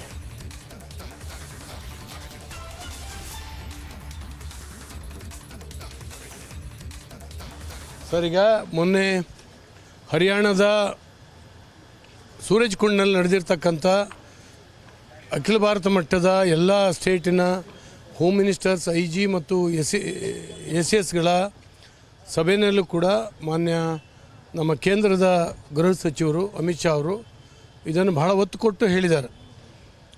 ಆಂತರಿಕ ಭದ್ರತೆಯ ದೃಷ್ಟಿಯಿಂದ terrorist ಸಂಘಟನೆಗಳು ಯಾವುದಿದ್ದಾವೆ ಇದನ್ನು ಮಟ್ಟ ಹಾಕೋ ದೃಷ್ಟಿಯಿಂದ ಆದ್ಯತೆ ಕೊಡಬೇಕು ಅಂತ ಹೇಳಿ ಕರ್ನಾಟಕ ರಾಜ್ಯದಲ್ಲಿ ವಿಶೇಷವಾದಂಥ ಆದ್ಯತೆಯನ್ನು ಇದಕ್ಕೆ ಕೊಟ್ಟಿದ್ದೇವೆ. ನೋಡಿ, ಶಿವಮೊಗ್ಗದಲ್ಲಿ ನಡೆದಂಥ ಒಂದು ಚಿಕ್ಕ ಕೊಲೆ ಪ್ರಯತ್ನದ ಪ್ರಕರಣದಲ್ಲಿ ನಮ್ಮಲ್ಲಿಯ ಪೊಲೀಸರು ಡೀಟೇಲ್ ಹುಡುಕಿದ್ರಿಂದಾಗಿ ಒಂದು ಬಾಂಬನ್ನು ತಯಾರು ಮಾಡಿ ಅದನ್ನ ಎಕ್ಸ್ಪ್ಲೋಡ್ ಮಾಡುವಂಥ ಟ್ರಯಲ್ ನೋಡಿರ್ತಕ್ಕಂಥದ್ದು ಒಂದು ಸಂಗತಿ ಬೆಳಕಿಗೆ ಬಂತು. ಅದರಲ್ಲಿ ಇವರೆಲ್ಲರೂ ಇದ್ದರು. ಇಲ್ಲಿ ಮಂಗಳೂರಿನಲ್ಲಿ ಯಾರು ಬ್ಲಾಸ್ಟ್ ಮಾಡಿದ್ದಾನೆ ಇವರೆಲ್ಲರೂ ಕೂಡ ಇದ್ದಾರೆ ಅಂತೇಳಿ ಹೀಗೆ ಅವರಿಗೆ ಬೆನ್ನು ಹತ್ತಿ ಸಂಪೂರ್ಣವಾಗಿ ಇವರು ಜಾಲಾಡುವಂಥ ಕೆಲಸ ಮಾಡ್ತಾ ಈ ಏನು ಟೆರರಿಸ್ಟ್ ಮತಾಂಧ ಶಕ್ತಿಗಳಿದ್ದಾವೆ ಇವುಗಳನ್ನು ಸ್ತಬ್ಧ ಮಾಡುವಂಥ ಎಲ್ಲ ಕೆಲಸ ಆಗ್ತಾಯಿದೆ. ಕರ್ನಾಟಕ ರಾಜ್ಯದಲ್ಲಿ ಭಾಳ ದೊಡ್ಡ ಆದ್ಯತೆ ಕೊಟ್ಟಿದ್ದೇವೆ. ಒಳ್ಳೊಳ್ಳೆ ಅಧಿಕಾರಿಗಳನ್ನು ಅದರಲ್ಲಿ ನೇಮಕ ಮಾಡಿದ್ದೇವೆ. ಒಳ್ಳೆಯ ಇನ್ವೆಸ್ಟಿಗೇಷನ್ ಆಫೀಸರ್ಸನ್ನು ನೇಮಕ ಮಾಡಿದ್ದೇವೆ ಮತ್ತು ಎಲ್ಲ ಒಂದು ಟೀಮ್ ಆಗಿ ಇದರಲ್ಲಿ ಕೆಲಸ ಮಾಡ್ತಾಯಿದ್ದಾರೆ. ಈಗ ಮಂಗಳೂರಿನ ಬಾಂಬ್ ಬ್ಲಾಸ್ಟನ್ನು ಸಂದರ್ಭದಲ್ಲಿ ಅಷ್ಟೇ ಅವತ್ತು ಯಾವ್ಯಾವ ಸ್ಟೇಟ್ಗಳಿಗೆ ಹೋಗಿದ್ದ, ಎಲ್ಲೆಲ್ಲಿ ಉಳ್ಕೊಂಡಿದ್ದ ಎಲ್ಲ ಮಾಹಿತಿಗಳನ್ನು ಕೂಡ ಕಲೆಕ್ಟ್ ಮಾಡಿ ಇವತ್ತು ತಂದಿದ್ದಾರೆ. ಅವನು ಎದ್ದು ಮಾತನಾಡಲಿಕ್ಕೆ ಪ್ರಾರಂಭ ಮಾಡಿದ್ರೆ ಬಹಳ ಮಾಹಿತಿಗಳು ಬರ್ತದೆ, ಬಹಳ ದೊಡ್ಡ ಜಾಲ ಹೊರಗೆ ಬರ್ತದೆ. ಅದನ್ನ ವೆಯ್ಟ್ ಮಾಡ್ತಾ ಇದ್ದೀವಿ.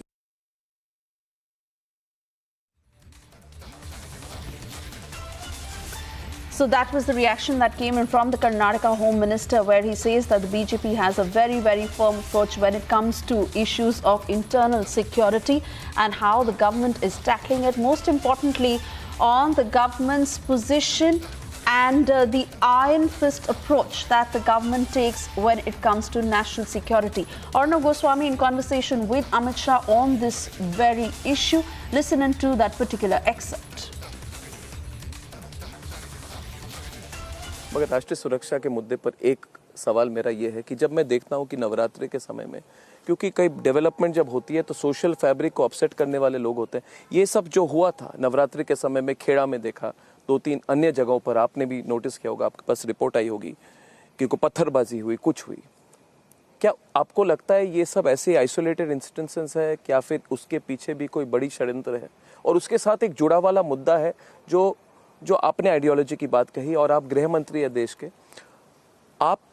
आपके गृह मंत्री रहते हुए और ये मोदी सरकार के टाइम पे कोई बड़े टेरर अटैक्स थैंकफुली नहीं हुए हैं देश में, मगर जिहादी थ्रेट जो है, कोयम्बतूर की एक इंसिडेंट आती है, अभी 2-3-4 दिन पहले मंगलौर की इंसिडेंट आ गई, जो वो ब्लास्ट जहाँ पे होनी थी रेलवे स्टेशन या बस स्टेशन पे नहीं हुई, पहले ही फूट गई। क्या आपको लगता है कि ये सारे मुद्दे जो हैं इनको डील करने के लिए और एक टफ अप्रोच चाहिए? जिस तरह से आपने 370 हटा दी, जिस तरह से आपने PFI का बैन करा दिया, आपने रिसेंटली एक इंटरनेशनल कॉन्फ्रेंस में कहा है, और आप कह सकते हैं कि ये सारे मुद्दे इलेक्शन के साथ जुड़े नहीं है, मगर आपने खुद माना है अभी कि लोग इसके बारे में सोचते हैं। आपने इंटरनेशनल कॉन्फ्रेंस में कहा no money for terror, no money no terror वाली बात आपने कही। तो इस पर जितने हमारे दर्शक है और राष्ट्रीय स्तर पर दर्शक है वो जानना चाहते हैं कि इस पर और क्या किया जा सकता है, इसको बिल्कुल इस प्रॉब्लम को एलिमिनेट करने के लिए। जहां तक देश की आंतरिक सुरक्षा और बाह्य सुरक्षा का सवाल है, इसके खिलाफ किसी भी खतरे के लिए हमारी जीरो टॉलरेंस की नीति बरकरार रहेगी और दृढ़ता के साथ आगे बढ़ेगी। इसमें किसी को कोई संशय रखने की जरूरत नहीं है। हमने ढेर सारे कानूनों में परिवर्तन किया है। हमने UAPA को कानून में संशोधन किया और कठोर बनाया। इसके साथ साथ हमने NIA कानून में परिवर्तन कर विदेशों तक उसके जांच करने का दायरा बनाया। संगठन के साथ साथ व्यक्ति को भी टेररिस्ट घोषित करने का अधिकार NIA को हमने दिया है। NIA पहले सिर्फ टेररिस्ट ऑर्गेनाइजेशनों की जांच की, इसके साथ हमने नारकोटिक्स को भी डाला, क्योंकि नारकोटिक्स का फाइनेंस या टेररिज्म का धन का स्रोत बना हुआ है। इसके साथ हमने वामपंथी उग्रवाद को भी डाला। NIA के दायरे को बढ़ाकर उसको सुग्रथित किया है और ये 3 साल के अंदर NIA को हमने और 9 राज्यों में पहुंचाया है और हमारा लक्ष्य 24 आते आते देश के हर राज्य के अंदर NIA का एक सुदृढ़ तंत्र बनेगा। और भारत सरकार की सारी एजेंसियां बड़ी मुस्तैदी के साथ भारत की आंतरिक सुरक्षा को मजबूत करने के लिए बहुत पैनी नजर रखकर सजग है। घटना तो कभी भी कोई भी हो सकती है, मगर यहाँ षड्यंत्र करना संभव नहीं है। इक्की दुक्की घटना करना वो कभी भी इतने बड़े देश में कोई कर सकता है, परंतु इसके पीछे जिस प्रकार का एजेंसियों का फॉलोअप है, इसके बाद इसका फैलाव नहीं। और ये जो आईसिस आइडियोलॉजी वाले लोग हैं, जिहादी आइडियोलॉजी वाले लोग हैं, देखिए आईसिस की आइडियोलॉजी हो या जिहादी आइडियोलॉजी हो या PFI पहले जो अपनी प्रवृत्तियां करता था वो हो, जिस दिन कोई भी विचार, कोई भी संगठन, कोई भी गतिविधि इस देश की इंटरनल सिक्योरिटी के लिए खतरा बनेगी, इसको हम सहन नहीं करेंगे और बहुत दृढ़ता के साथ इसको क्रश करेंगे।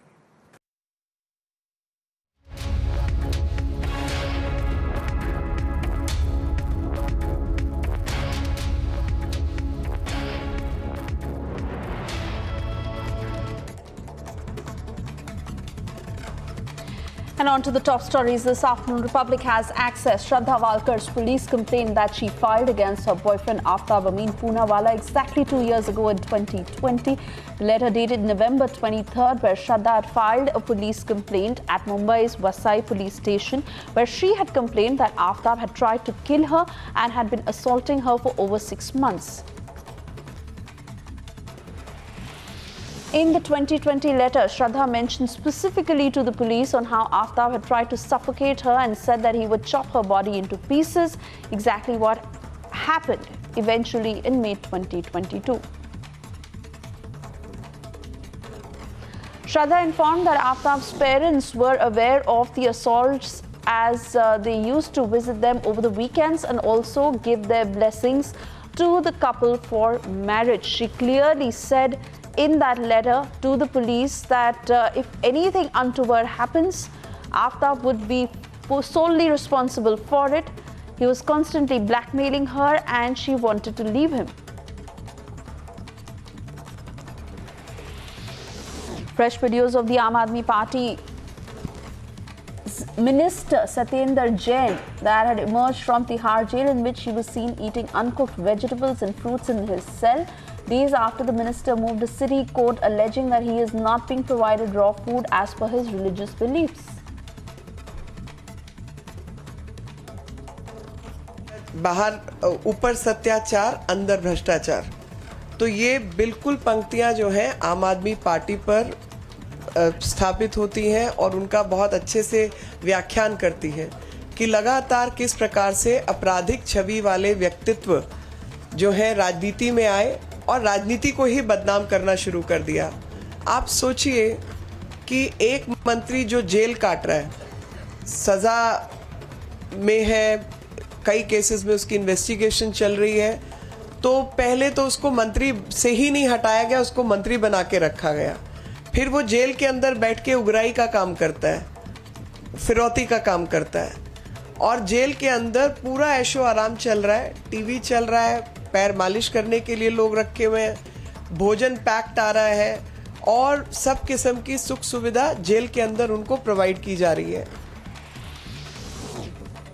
Sources in Tihar jail also said that contrary to Jain's lawyer's claim that he had lost 28 kgs during this time in jail, he had gained 8 kilograms during his stay behind the bars. Earlier, sources had said from Jain's side had claimed that he had lost 2 kgs after the jail authorities stopped providing him fruits and vegetables, and a total of 28 kgs during his time in prison is what he's gained. Now, according to the plea filed in court by Jain, who was arrested by the ED in a money laundering case in May, he had been surviving on fruits, vegetables, seeds and dry fruits for the last 6 months. He was purchasing these from his quota of ration available to all inmates. After claiming that a rapist was actually a physiotherapist giving physiotherapy to Satyendra Jain inside jail, which was actually a head massage and a chumpy and a foot massage. Now another video has emerged in which Satyendra Jain can be seen served food which is not from the jail but from outside jail. He is served food by 2 other attendants as if he is in a resort or a restaurant, and there is a variety of delicacies and dishes that are placed before him as if he's not there for saza of bhashtachar but maza of malish and restaurant food. This shows the kind of VVIP treatment that was being given to Satyendra Jain inside Tihar jail. A 25-year-old man allegedly stabbed to death his father, mother, sister and grandmother following a quarrel in southwest Delhi's Palam area. The accused, identified as Keshav, has been arrested. The deceased was identified as father Dinesh, mother Darshana, sister Urvashi and grandmother Divana Devi. Income Tax Department raids continue at the residences of TRS Minister Malla Reddy, his son and son-in-law. The minister's son fell sick and was immediately rushed to a local hospital for treatment. TRS Minister Malla Reddy visited the hospital and claimed his elder son was in pain after he was assaulted during the raids.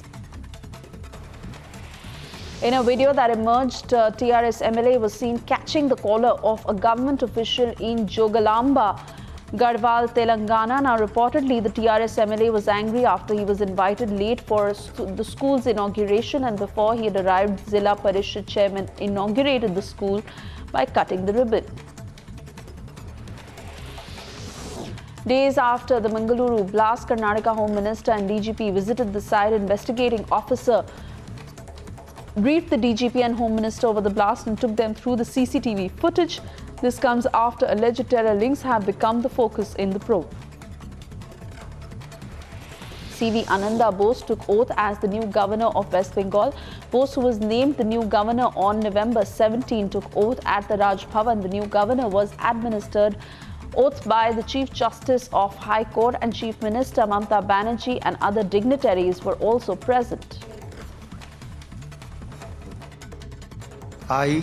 I, Dr. C.V. Anand Bose, do swear in the name of God that I will faithfully execute the office of the Governor of West Bengal and will, to the best of my ability, preserve, protect and defend the Constitution and the law, and that I will devote myself to the service and well-being of the people of West Bengal.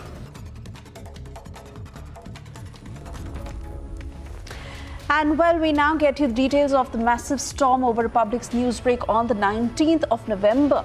Contrary to the claim Satyendra Jain was making from jail of how he was not being given proper food, that has completely fallen flat, of CCTV footage that has emerged where he has been seen eating fruits, vegetables, dry fruits and scrumptious meals that he's been enjoying while his stay in the jail. Reactions have been pouring in over the VVIP treatment given to Satyendra Jain. Anurag Thakur, who has hit out at Kejriwal over the very same. Let's listen in.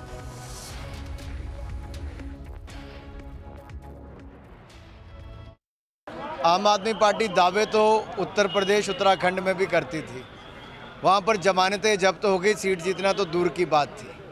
403 seat वाले उत्तर प्रदेश के विधानसभा में आम आदमी party की हर seat पे जमानत जब्त हुई। उत्तराखंड में खाता भी नहीं खुल पाया। पंजाब में उनके स्वास्थ्य मंत्री को 2 महीने बाद इस्तीफा देना पड़ा भ्रष्टाचार के चलते। दिल्ली में आम आदमी पार्टी का स्वास्थ्य मंत्री जेल में है 6 महीने से, और जेल में मज़े और मसाज दोनों का आनंद उठा रहे हैं। आम आदमी पार्टी सत्ता का आनंद तो उठाती थी, भ्रष्टाचार करके जेल में जाकर भी आनंद कैसे उठाया जाता है, मज़े कैसे लिए जाते हैं, मसाज कैसे कराई जाती है, उसका जीता जागता उदाहरण है। ये इतना झूठ बोलते हैं, कोर्ट में आकर खाने की तकलीफ़ की बात करते हैं और भोजन की प्लेट शायद किसी को 5 स्टार में ऐसी ना मिली जैसी उनको जेल में मिल रही है। पानी मिनरल वाटर मिल रहा है, मसाज वहाँ पर हो रही है। तो किस तरह की जेल है ये अरविंद केजरीवाल का मॉडल है कि जेल में भी 5 स्टार सुविधाएं मिलती हैं। भ्रष्टाचार करो और अरविंद केजरीवाल उन सबको ईमानदारी का सर्टिफिकेट देते हैं जो 6-6 महीने से जेल में हैं। ये अरविंद केजरीवाल का मॉडल है कि मोहल्ला अस्पताल में अंदर तो कोई नहीं जाता, बाहर पशुओं की भरमार लगी रहती है। ये कल्पना कीजिए, जहाँ का शिक्षा मंत्री शराब घोटाले में मुख्य आरोपी हो, वो उसको कौन स्वीकार करेगा गुजरात में? उनको स्वीकार कर ही नहीं सकते, क्योंकि गुजरात का तो अपना मॉडल ही पूरा देश स्वीकार करता है। गुजरात नंबर 1 राज्य के रूप में दिखता है।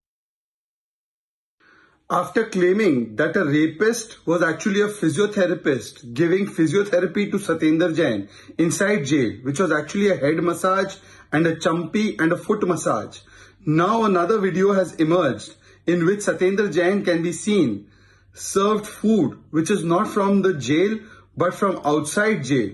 He is served food by 2 other attendants as if he is in a resort or a restaurant, and there is a variety of delicacies and dishes that are placed before him as if he's not there for saza of bhrashtachar but maza of malish and restaurant food.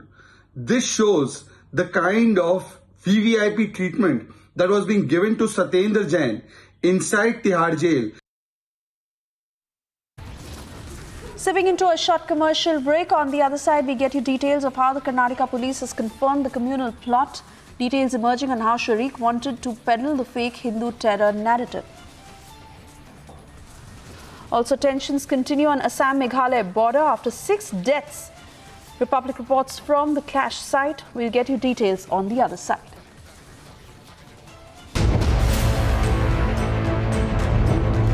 दिनों में चुनाव प्रक्रिया शुरू हो जाएगी। Picture क्या लग रहा है आपको इस वक्त?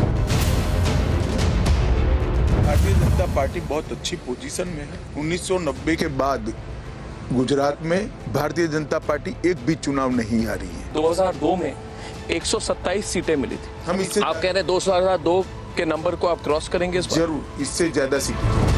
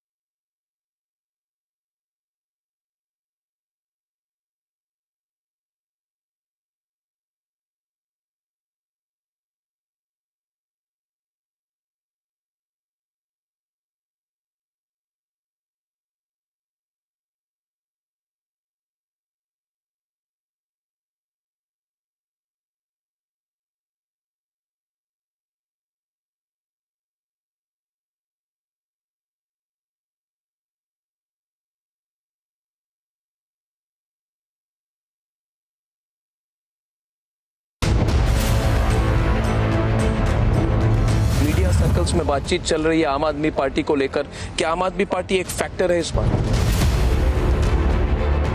इंडिया में जरूर है। गुजरात में जब मैं 50% से ज्यादा मत प्राप्त कर रहा हूँ तब वोट कितना और कहाँ बढ़ता है इसके कोई मायने नहीं रहते।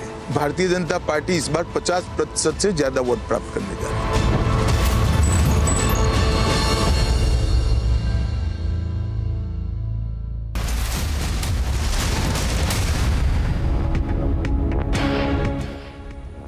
Thank you for staying with Republican, where TRS Garhwal MLA Krishna M. Reddy was seen slapping, holding the collar of a school official person and also abusing him for not inviting him to the school on time so that he could inaugurate the event. Reddy is now trying to justify his behavior. We're getting you all the details in this report.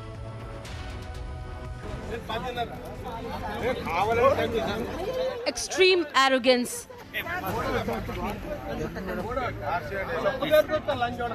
Clearly power misused. A government official slapped, his collar held and thoroughly insulted by a politician. TRS Garhwal MLA Krishna M. Reddy not just slapped but also abused an official at the government Gurukul school in Jogullamba, Gadwal in Telangana. Phone చేస్తాడు 10 సార్లు phone చేసినాను అర్ధ గంటకు రండి అర్ధ గంటకు రండి అర్ధ గంట మీరే నన్ను టైం నేను 10:30.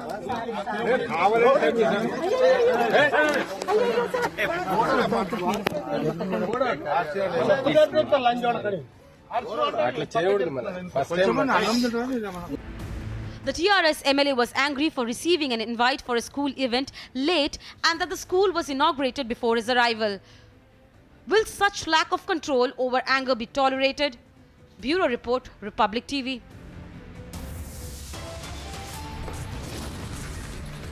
Time now for a short commercial break. On the other side, that explosive letter from 2020. Shraddha had complained to the cops in Maharashtra of how Aftab had threatened to kill her and chop her body into pieces. And why did the police not act on Shraddha's complaint back in 2020? Maharashtra Deputy Chief Minister Devendra Fadnavis assures investigation. Getting you details on the other side.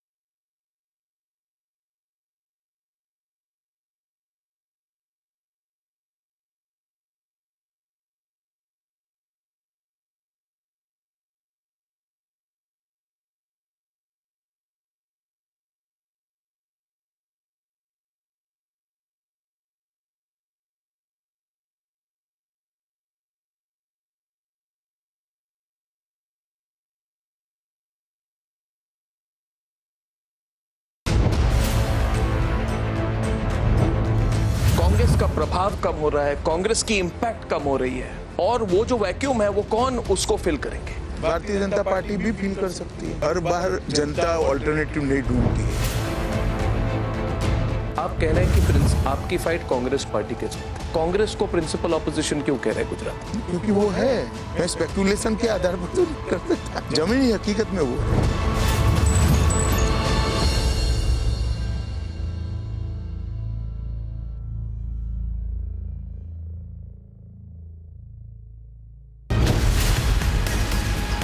On Saturday, Republic TV broke the Tihar tapes where Satyendra Jain, the jail minister of Delhi, is seen getting a massage. Over the weekend, the Aam Aadmi Party called it physiotherapy, but the details of the man giving the massage has embarrassed the Aam Aadmi Party. Now a second tape has emerged of him getting all the meals of his choice inside jail at a time when the Aam Aadmi Party claimed that he was not being given good food. That's the biggest story tonight at 7 p.m.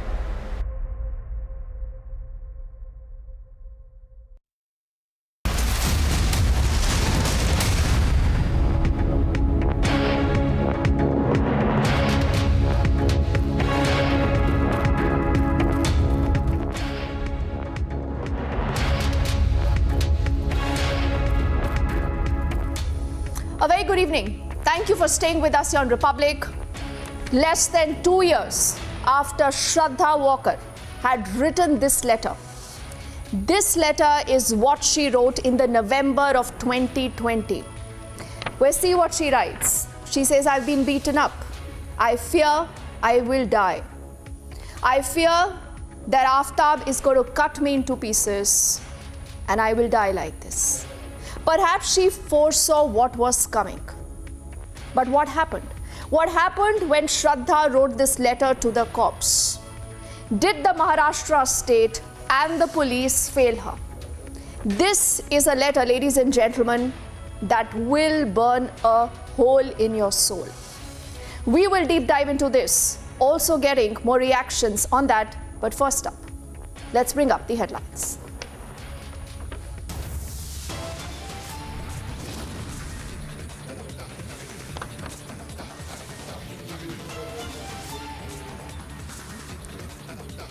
After the spa treatment expose, the Tihar CCTV footage shows how the AAP minister's sumptuous meals in the jail cell look like.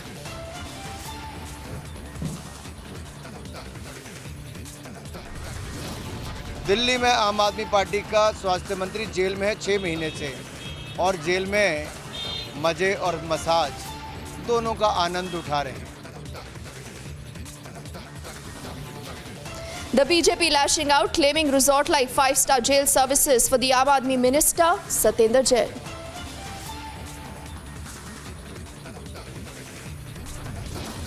Shraddha's 2020 letter to the Maharashtra police reveals Aftab had threatened to kill and chop Shraddha into pieces 2 years ago.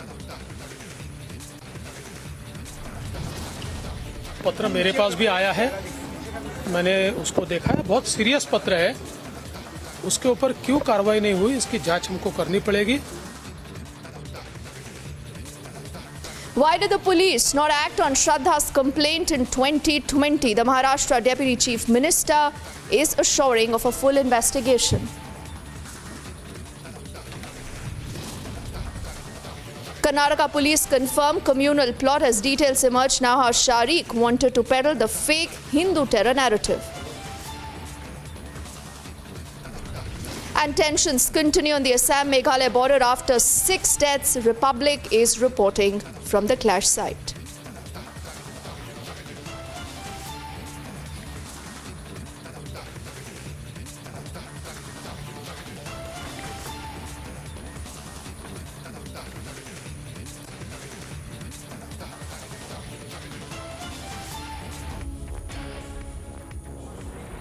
So 23rd of November, exactly the letter that I'm holding right now in my hands. We are putting our excerpts also on this wall for you. This is a letter that you have seen first breaking here on Republic. We've been putting it out throughout the day because this is a letter that clearly, for the very first time, is actually, viewers, establishing that Shraddha foresaw her death. She was expecting something like this would happen with her. She raised an alarm. She reached out to the cops.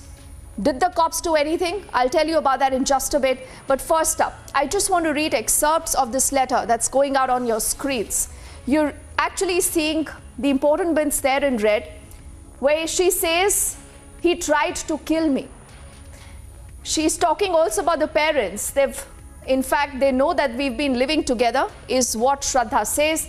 Now, this is a letter that she writes to the police in Vasai. She goes on to, mention about her details, her phone numbers, basic details here. Then she says that Aftab has been abusing me and been beating me up. She literally said this not recently. This is the November of 2020. Exactly 2 years ago. 2 years ago, ladies and gentlemen. She goes on to, in fact, detail whatever happened. She says that he tried to kill me by suffocating me, and this scares and blackmails me. There is also a mention of the parents. The parents of Aftab were aware of all this. They've intervened on a number of occasions. But why did they not help Shraddha? Why did they not speak to Aftab?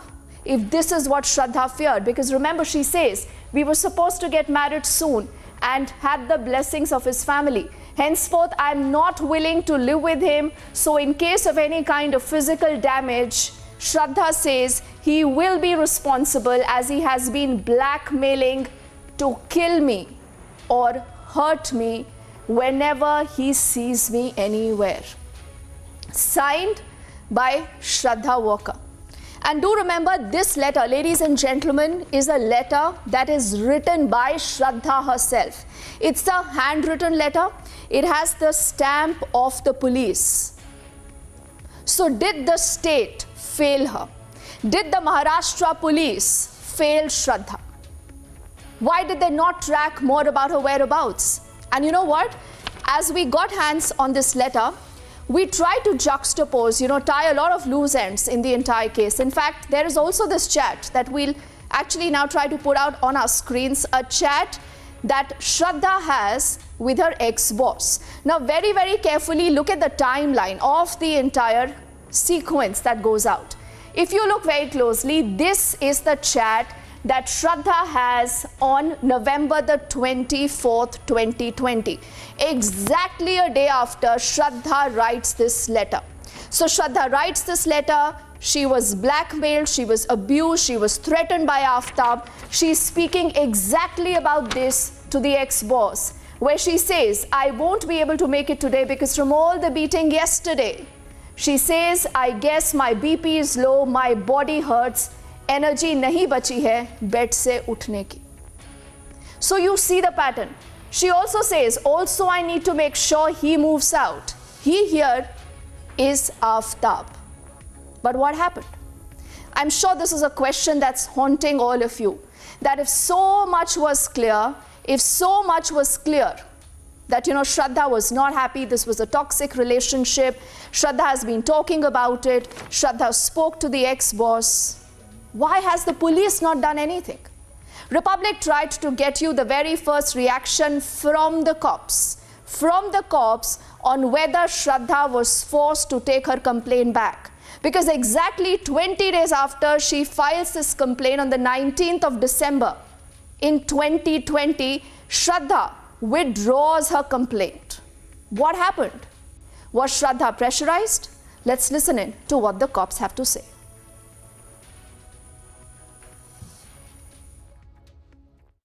इस मामले में जो भी ज़रूरी कार्रवाई करनी थी वो कार्रवाई पुलिस की तरफ से की गई है।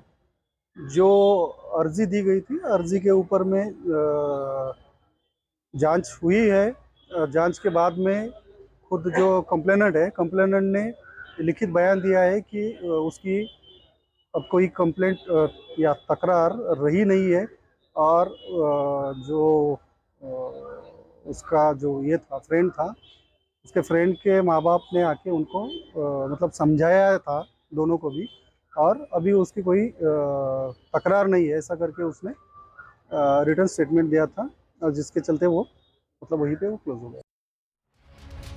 So you heard the cops. It seems as if the cops have zero responsibility. This is सब कुछ आपस में बात हो गई थी, श्रद्धा ने मामला वापस ले लिया था. But is this case, viewers, as simple? Could Shraddha have been saved? How many killers of Shraddha? Is Aftab alone to be blamed for what happened with Shraddha? Because Shraddha, like I said, foresaw this. Shraddha foresaw this butchery. And who can forget this picture of Shraddha?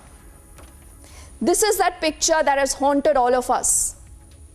And remember, when we first saw this picture, we were wondering what happened, because Shraddha is a normal, happy-looking girl, and in spite of all these bruises, you know, if you look very clearly here, you will see around her eyes, around her nose, on her cheek, in fact, even on her neck, if you notice, there are strangulation marks. So now we know that before all this happened, Aftab tried to strangulate Shraddha. Shraddha was subjected to torture, and this is why, remember, she actually goes to the cops. She goes and puts out a formal complaint, like anyone would do, you know, who's in an abusive relationship. But the crucial question is, how and why did Shraddha actually take back her complaint? What happened? And why? Why do you have someone who was subjected to all this, and she was admitted, remember, ladies and gentlemen, to a hospital in Vasai for 4 days. For 4 days, Shraddha is in the hospital. She's admitted there. And how is it that neither the investigative agencies, nor the cops, nor the parents, anyone reached out to Shraddha? Let's ask those questions. We have Praveen Dikshit Saab. He's a former DGP of the state of Maharashtra, who's joining us live right now in this edition of the news, as we again and again will talk about this letter, the excerpts of the letter here, a letter that is burning a hole in our souls today. Because Praveen Dikshit Saab, Shraddha foresaw all this. She foresaw her death, sir. I want to understand from you, as a former top cop, what is the SOS, or what really happens when you have a girl who details a complaint like this. She goes to the cops and she says, I fear I will be killed, I will be strangulated. At the outset, I would like to clarify. The Deputy Chief Minister himself has, on record, mentioned that a detailed inquiry will be made in what exactly has happened. Meanwhile, let us just recall the sequence of events. As you mentioned, on November 23, 2020, Shraddha writes a letter to Tudin's police station, mentioning that she is abused, physically assaulted, and whatever you read just now. So on receipt of this letter, immediately, the sub-inspector from the police station, he swung in action and tried to reach her 2-3 times. She, however, for reasons not known, declined at that time. But on, as you mentioned, on December 19, the sub-inspector was successful in meeting her personally and inquired about it. And as explained by you, she again has given a statement in her writing mentioning that the parents of Aftab have intervened, and she is entering into marriage with Aftab. The marriage is likely to take place, and therefore now she has no more complaint against Aftab, and therefore she mentions that I am closing my complaint with her signature. Again, the sub-inspector confirmed it by asking her, are you sure you are no more interested in pursuing your complaint? She again stresses and says that yes, now I do not have any complaint. I had a dispute, but that dispute apparently has been resolved. And since it has been resolved, now no more complaint against Aftab. Now after this, both of them, I mean, it appears that Shraddha again went back to stay with Aftab. They were staying together for some period, and thereafter they have moved to Delhi to a new address, and then we know what all has happened subsequently. Even in all these things, it appears that the local police station has taken maximum precautions to understand from her whether because you see, when a complaint is made, it is the duty of the police to confirm and find out what the precise point is from the complainant. And if the complainant is ready to withstand the whatever pressures, maybe from her parents-in-law or from anyone, only then the police can take further action against the concerned. But when she herself mentions repeatedly that now there is no dispute, the dispute has been resolved, the parents have intervened, she is likely to marry. Now, in all these cases, in all these circumstances, when she herself has withdrawn, either under pressure or on her own, it is difficult to ascertain at this time. But once she has withdrawn it, then any further action by police is perhaps not approved by the law. Now, sir, very respectfully, sir, you've been a former DGP of the state of Maharashtra, and very respectfully, I'm just laying out certain questions that come to our mind. A lot of our viewers have been wondering that if this entire sequence of event actually played out, 23rd November, she's writing the letter. 24th, she has this chat with an ex-boss. She mentions about the fact that she cannot come to the office because she has been injured. She has low BP. She doesn't have energy to get up even from the bed. Some days later, she's admitted to a hospital in Vasai. And exactly in 20 days, she withdraws her complaint. Now, I want to know from you that isn't this the real problem when it comes to cases of domestic violence? I mean, this is Shraddha. Shraddha today, who's been scattered in 35 pieces in an obscure forest in Delhi. But she foresaw everything. She foresaw every bit of what Aftab has done with her, sir. Does the Maharashtra state, does the Maharashtra police have zero accountability? Because, sir, you know it better that this is how cases are covered up. आप आपस में समझौता करा दीजिए, complaint वापस ले लीजिए. You exactly know what happens, sir.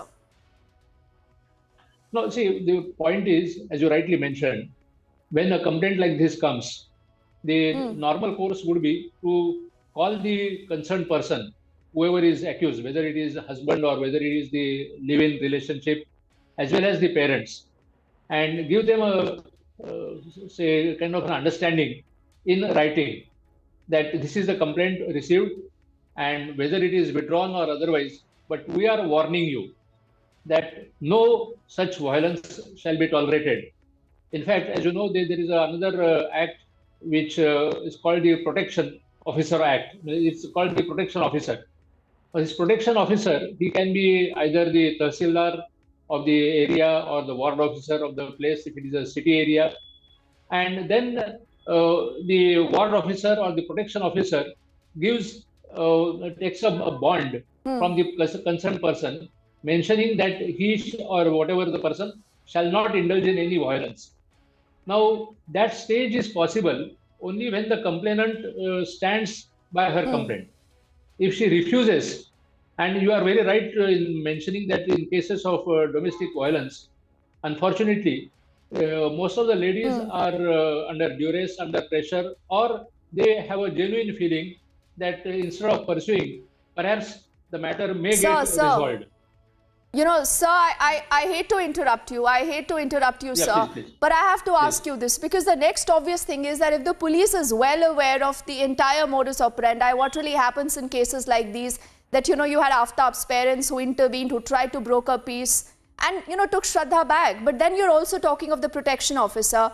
Why didn't the police think it was, well within their rights to have a protection officer assigned to Shraddha? Someone could have followed up with her.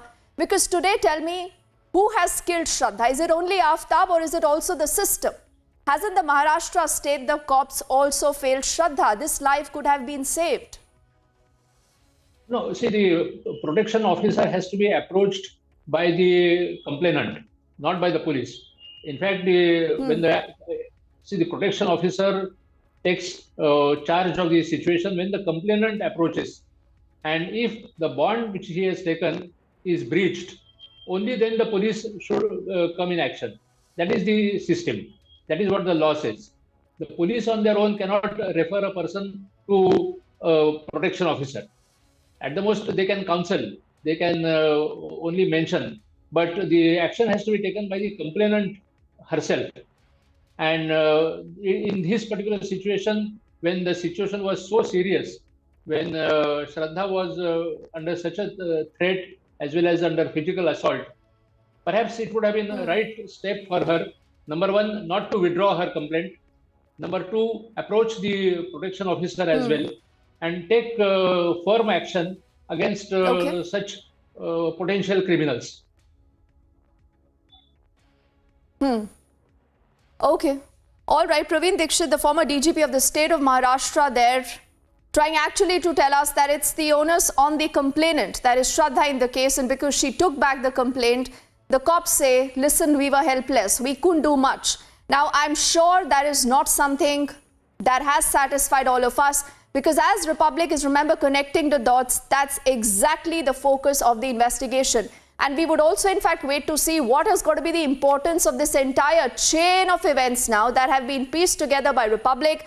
Right now, where is the man in question? Where is Aftab? Aftab is en route to the FSL, that is the Forensic Science Laboratory in Rohini in Delhi, from where Madhurima is joining us. And let's quickly cut across to her.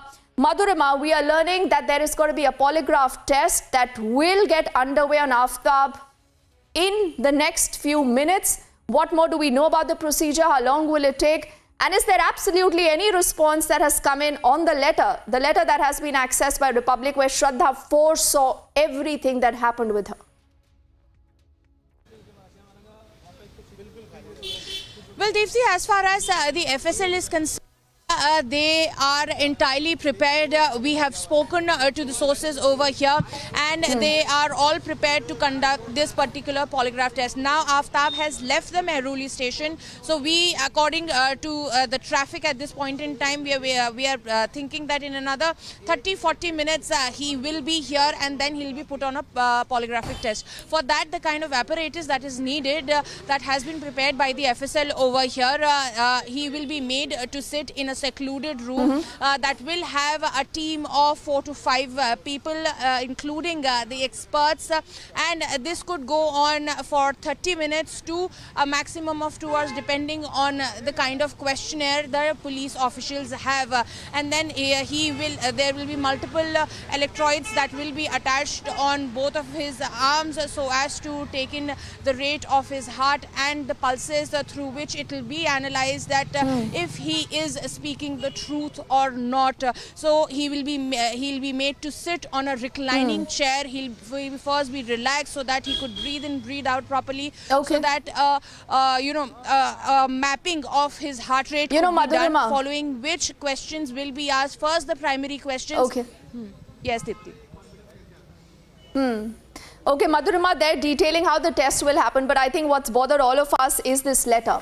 You know, this letter that the police today says we can't do anything about because she retracted her complaint, she took it back, Madhurima. But we'll have to see what does the Delhi police do now. Much like what happened in Maharashtra, will the Delhi police be able to get justice for Shraddha? Only for what of time, but I thank you, Dikshit Saab, and I also thank Madhurima for getting us that live coverage and that perspective as Republic continues to track that story very, very closely. And do remember, Republic will continue to fight for Shraddha on the other side. We are back with lots more. How many people killed Shraddha? Was Aftab alone, or is the system to be blamed equally? There is this letter that has been accessed by Republic of 2020 that Shraddha wrote to the cops. She went to the police station. She actually told them that I fear Aftab might kill me. But what happened next? No one knows. The reason why we at Republic are asking how many killers of Shraddha? That's a burning question tonight at 8 on Republic.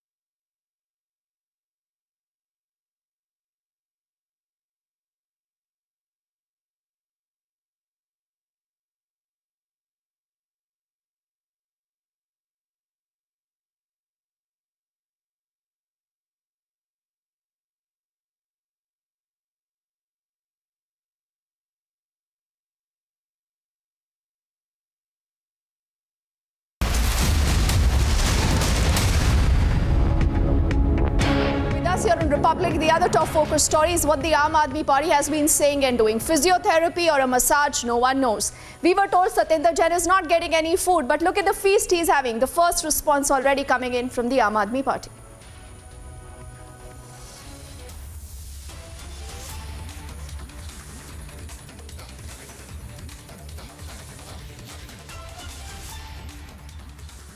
ये रोज नई कहानी का video लाएंगे क्योंकि उन्होंने कोई काम तो किया नहीं, कोई झूठे सच्चे वीडियो लाते रहेंगे। हम लोग काम बताएंगे, हम लोग कहेंगे ये कूड़े का पहाड़ साफ होगा, वो कहेंगे वीडियो। आज भारतीय जनता पार्टी के किसी भी नेता से आप पूछो, जनता पूछ रही है इनसे कि भाई 15 साल में क्या किया आपने, कूड़े के पहाड़ों के लिए क्या किया, कूड़े के ढेरों के लिए क्या किया, साफ सफाई के लिए क्या किया। तो ये कहते हैं ये केजरीवाल जी का वीडियो, ये देखो इनका वीडियो, ये देखो उनका वीडियो। बोलते हैं 250 स्टिंग जारी किए, 1000 गालियां केजरीवाल को दी। लोग पूछते हैं भाई वोट तो तुमने कूड़े के साफ करने के लिए मांगा था, फिर कहते हैं नहीं हमने केजरीवाल को 1000 गालियां दी हैं। तो अब फिर पूछते हैं कूड़ा कौन साफ करेगा, बोले जी वो तो हमको नहीं आता, वो तो केजरीवाल जी को ही आता है।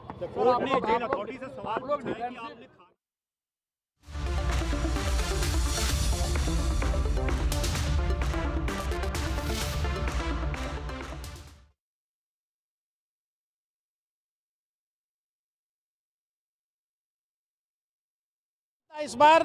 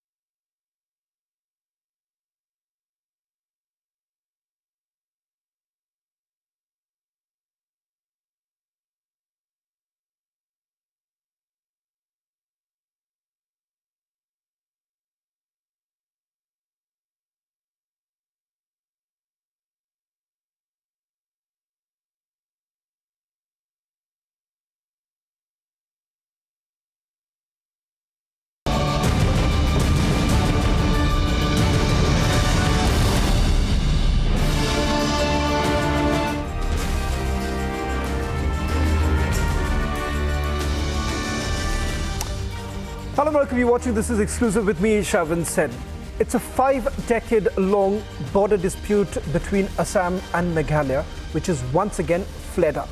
Republic Media Network is the only national network to get you a ground report. We'll get you the latest report in this edition of This is Exclusive. But up first, these are the headlines we're tracking for you at this hour.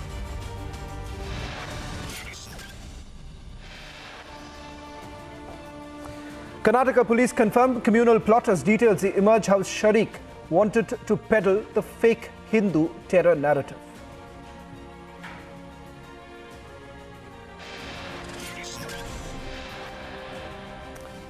Tensions continue on Assam-Meghalaya border after 6 deaths. Republic reports from the clash site.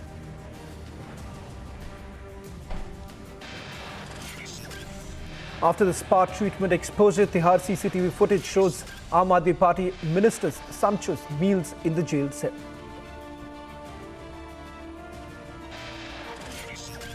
Shraddha's 2020 letter to Maharashtra police reveals Aftab had threatened to kill and chop her into pieces. पत्र मेरे पास भी आया है, मैंने उसको देखा है, बहुत सीरियस पत्र है। उसके ऊपर क्यों कार्रवाई नहीं हुई, इसकी जांच हमको करनी पड़ेगी। Why did police not act on Shraddha's complaint in 2020? Maharashtra Deputy Chief Minister assures investigation.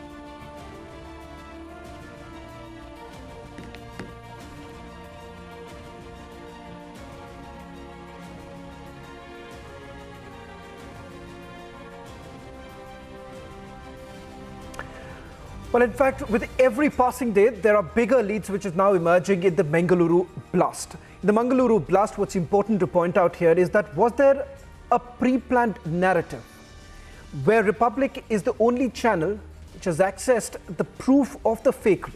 Republic has now accessed Sharique's fake ID card where he impersonated as a Hindu. His Aadhaar card shows that he disguised himself as a Hindu under the name of Prem. We're going to put out that picture for you on your screens right now. So the full story now emerges. Over the last few days, we've been able to piece together the entire story. How exactly was Sharique operating? Who were his accomplices? And what was the larger motive?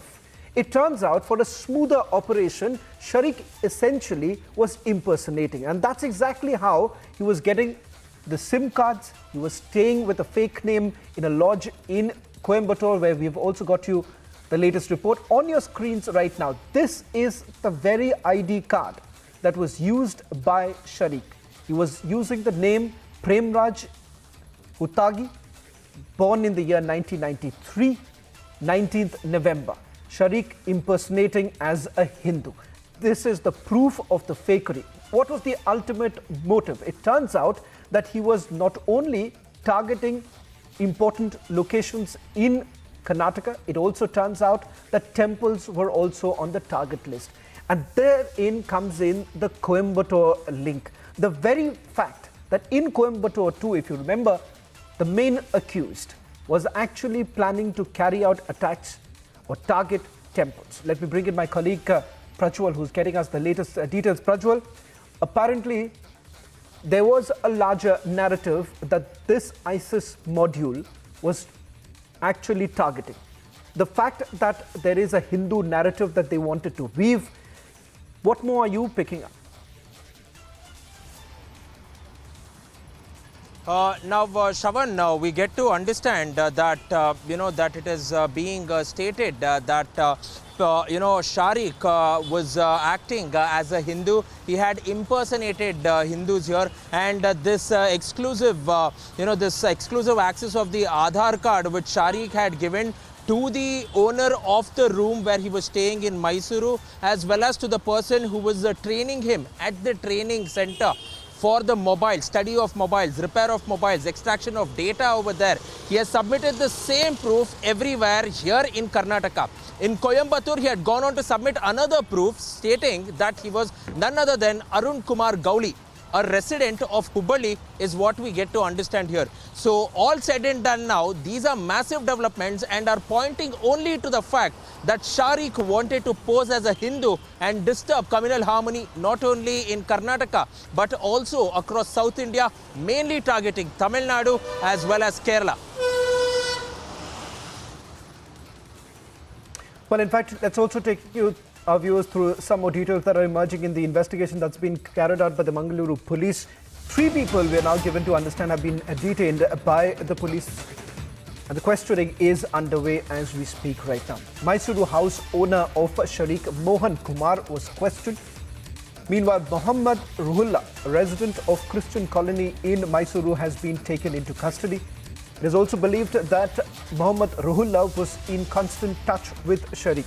Now, Prajwal, a quick answer from you with regards to the Mysuru link. The very fact that he was staying there for quite some time, was there some sort of a logistical support that he was actually getting in Mysuru? In fact, we're also putting out the pictures, the first pictures of the very house where Shariq was actually staying in Mysuru. That's we'll go full frame with those pictures that we have now accessed.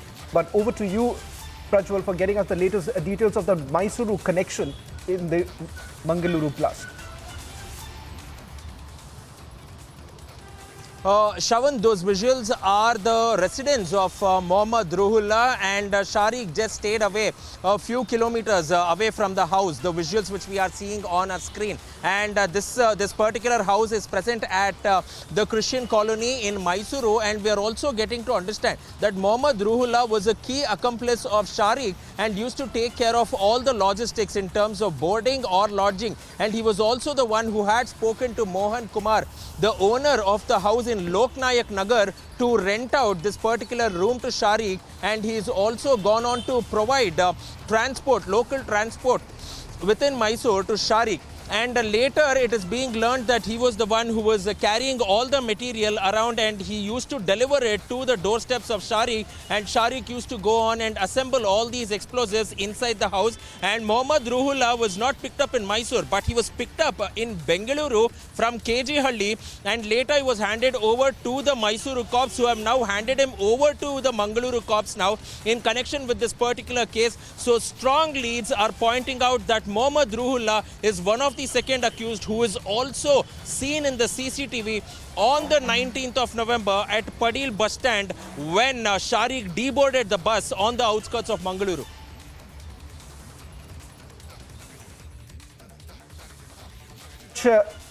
Prajwal, for getting us the latest details, a story that we have been tracking very closely, getting you all the angles right from Mangaluru all the way to Coimbatore, and also the fact that now another link that's essentially emerging in Mysuru. A story that we'll get you more details in the days to come.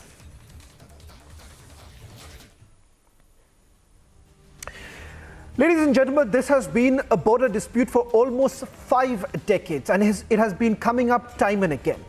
Assam and Meghalaya border dispute has once again flared up, but this time 6 people, including a forest guard, were killed in a firing incident at Mukro village in Meghalaya's West Jaintia Hills. Now, this has led to tensions in the Assam-Meghalaya border villages. Meghalaya has already suspended mobile internet services in 7 districts of the state for about 48 hours as the flare-up on the 2 states' border can escalate quickly. In fact, Assam government has also taken certain decisions. We'll put out those details of what is the cabinet meeting, what was it all about, and what were the decisions that were taken. But take a look at this report that has been filed by my colleague Anirudh. He's there at ground zero, getting you a sense of what's really happening right now at the border village of Assam and Meghalaya.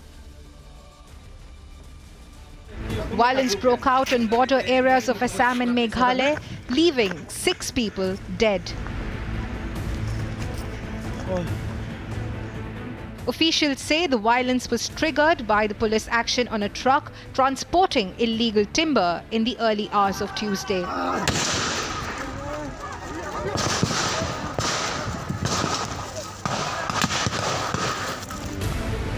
Assam Forest Department intercepted the truck at the Meghalaya border.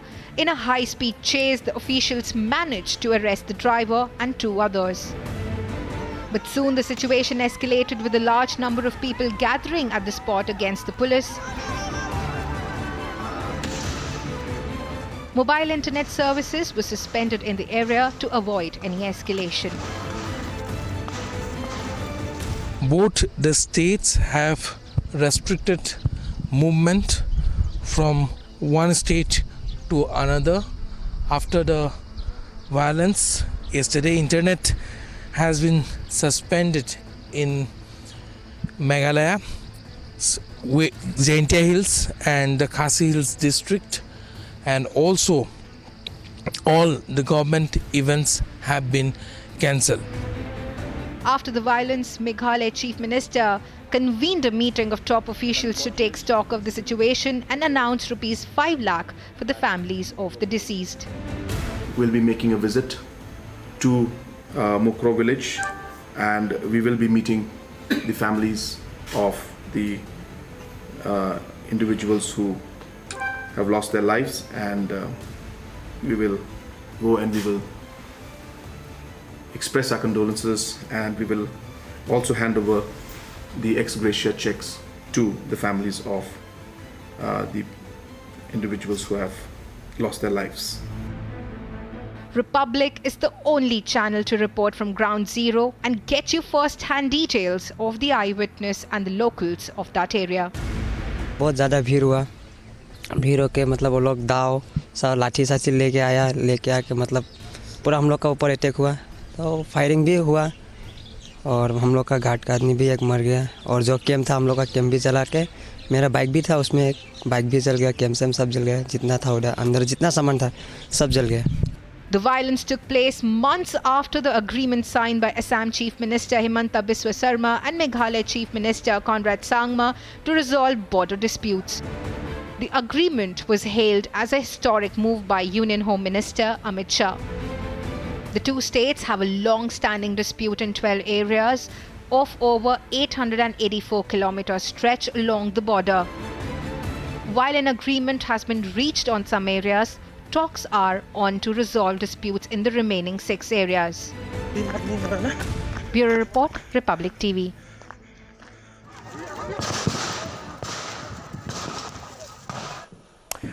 Well, in fact, there are at least 12 locations across the Meghalaya-Assam border which appears to be completely disputed. And that is the reason why, from time to time, both sides have only led to these kind of clashes that you are seeing. What is the reason behind it, and what's the current situation on the ground? My colleague Anirudh was there to get you a sense of what's really happening on the ground. Take a look at these ground reports.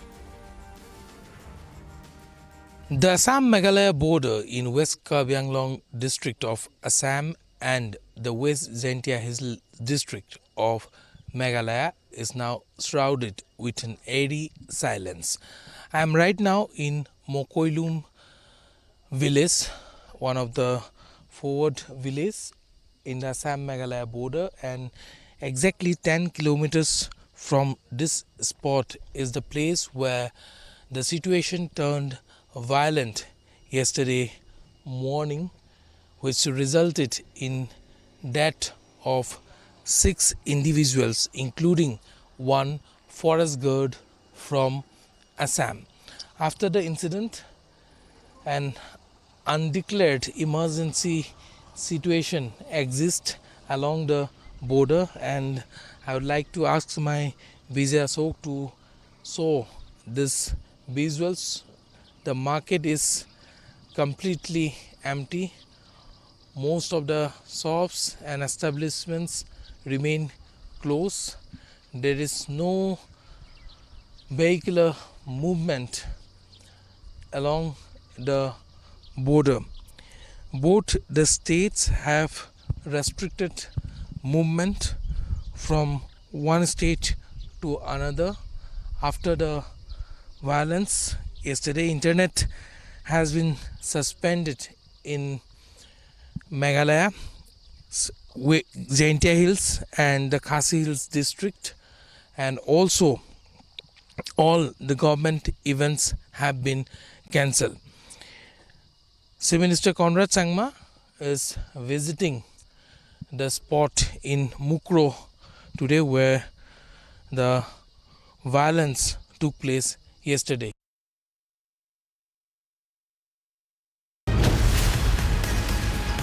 On Saturday, Republic TV broke the Tihar tapes where Satyendra Jain, the jail minister of Delhi, is seen getting a massage.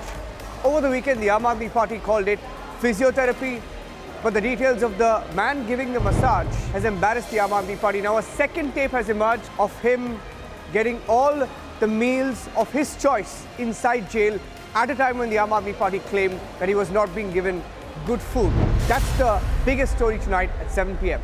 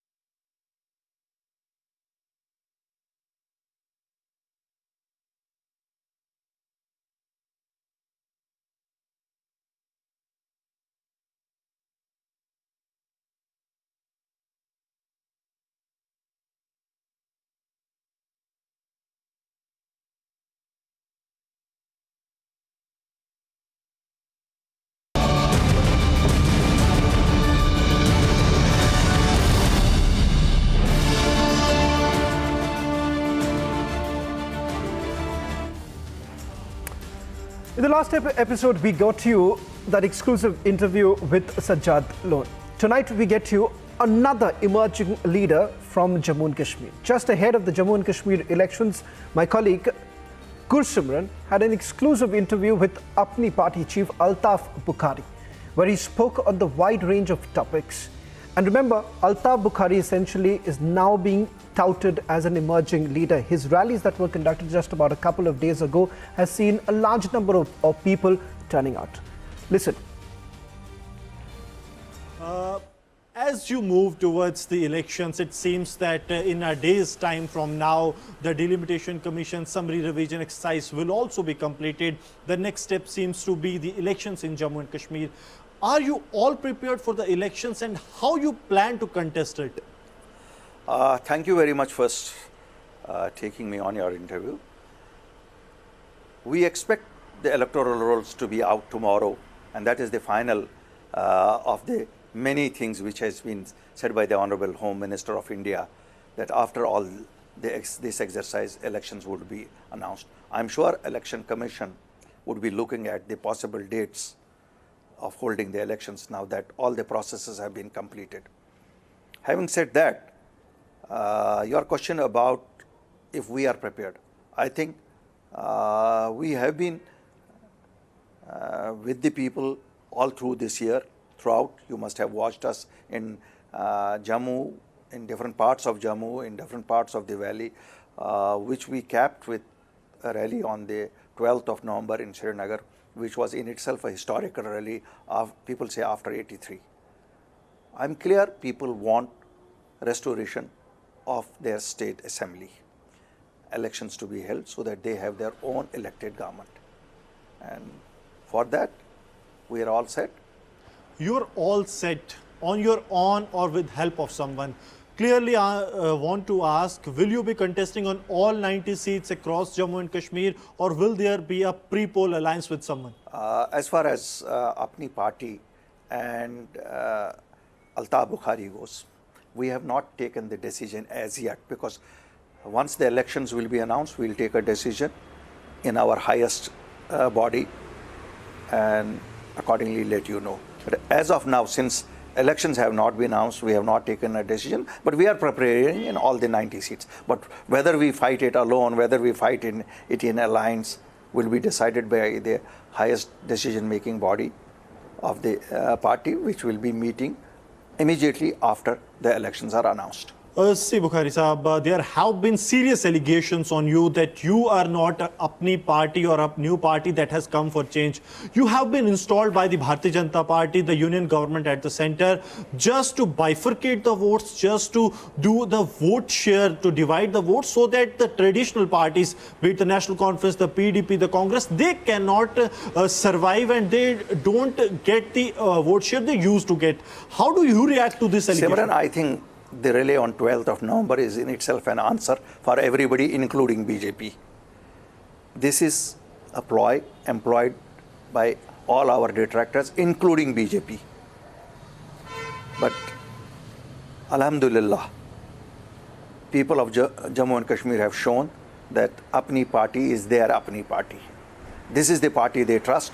They trust the truth which we speak. They trust the issues which we raise, the achievable issues. We don't talk of star and moons. We talk of what is achievable. When we talk of statehood, that is achievable. When we talk of, when we came into being, we said we will protect the jobs. We did protect the jobs for the residents of Jammu and Kashmir. But when you say you don't buy them stars and moons, people also put an allegation that you don't care for the emotions of the people of J&K, as you don't speak of restoration of Article 370. This is what opposition parties are claiming. My dear friend, who says this? I am saying that is what they are befooling people. I say 370 and 35A article are in the Supreme Court. That will be restored by Supreme Court. And I made it very clear. Altaf Bukhari, if it means to hire the best lawyers of this country, we will. That is all we can do. Altaf Bukhari cannot argue. Apni Party cannot argue. The lawyers have to argue. The judges have to give the judgment. I will not tell people I will get it. Like PAGD says, we will restore it. They can't restore it. They have not been able, they said the same thing when there were elections for the third tier of Panchayat. Let me make it very clear. Elections, no elections. Elections for Panchayats, local bodies, or even the assembly can also not restore it. It is only the Supreme Court of India which can restore it. Why not? But I will not raise the passions of people for it. As you said that you will be hiring the best lawyers, that means you will be going for the restoration of Article 370 in the Supreme Court as and when the hearing starts. No, we will. Everybody in Jammu and Kashmir is a party in it. Every person, every resident of Jammu and Kashmir is a resident. Who does not want? I tell you very honestly, I want tomorrow the PRC to be restored. Why shouldn't the PRC be restored? Yes, of course, it was illogical not to allow our daughters and sisters. That should be scrapped. Why a permanent resident certificate should be restored back. It is a right. We all have a right to that. Altaf Saab, you have been in the PDP, you have seen the working of the National Conference. There is no doubt to it that they are cadre-based parties. Your party is new one to it, you are just trying to establish your cadre, and that's happening. But how you plan to take on those traditional parties, be it the Congress, the National Conference, the PDP, they all have their cadre there, be it in Kashmir or in parts of Jammu. So how you plan to take on them? I'll tell you very honestly, much water has flown down the River Jhelum since 2019. Today, people believe what is achievable and what is not achievable. People also can make out a difference who is trying to befool them, who is not trying to befool them. The fact of the matter is our future lies with New Delhi. It is also a fact. Whatever wrong has happened because of New Delhi. If we are in pain, the pain has been inflicted by Delhi. But solutions are also in Delhi. Solutions do not lie anywhere else. People who say that talk to X, talk to Y, talk to Z are befooling. We in Apni party are the believers that all our issues have a resolution in Delhi. The issues are also because of Delhi. I will not say they are not because of Delhi, but the resolutions are also in Delhi. Farooq Saab yesterday said that whenever I say that we should talk to Pakistan, there is a hue and cry. Home Minister says this and that, and then they label me as the anti-national. But one day they have to speak to Pakistan. What is your take on that? I do politics within the contours of the boundary of this country. I'm not an international politician. I'm a politician hailing from Jammu and Kashmir who is trying to restore the basic rights of our people, basic rights what people in other states get. Why do I talk of something which I am not concerned about? I am concerned about my basic rights of my people, like restoration of my statehood, restoration of all those rights which were bestowed on us. So I don't think for me to speak what should be our foreign policy falls within my domain. Having said that, Pakistan is a neighbor. We wish them well.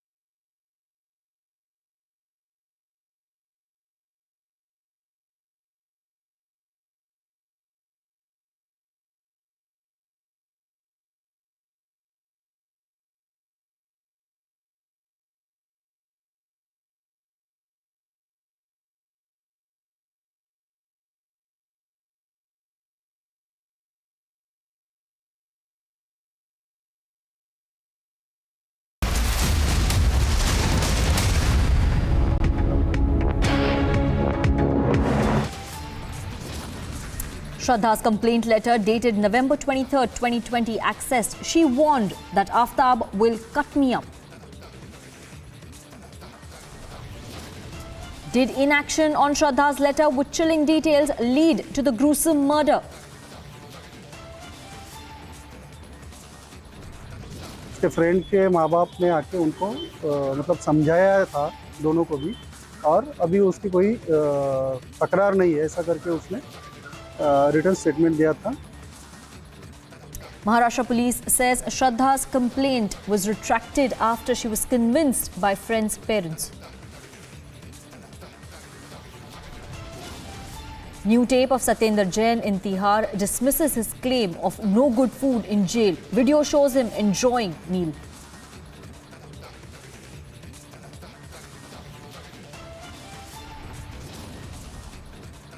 But Aam Aadmi Party not ready to admit an act. Party remains in denial of the tape. Assam government holds key meeting in the national capital. Assam cabinet approves CBI investigation in the firing incident.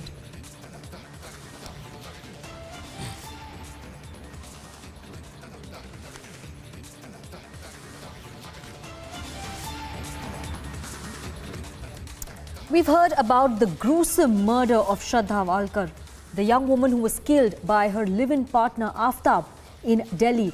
How the accused Aftab murdered her, chopped her into pieces and then disposed of her body across Delhi. But she had reached out to the police in 2020. Republic has accessed that letter from 2020 where she had sought help from the police. Now, this is the letter that is coming out, and her letter to the Maharashtra police is out in public now. Let's see what she'd said in this letter. I, Ms. Shraddha Vikas Walkar, age 25, would like to report Aftab Amin Poonawala, age 26, who currently lives at B302 Regal Apartment, Vijay Vihar Complex near ARC Bhavan, has been abusing me and been beating me up. Today, he tried to kill me by suffocating me, and he scares and blackmails me that he will kill me and cut me up in pieces and throw me away. It's been 6 months he has been hitting me, but I did not have the guts to go to the police because he would threaten to kill me. His parents are aware that he beats me and that he tried to kill me. They also know that we're living together in East and they visit on weekends.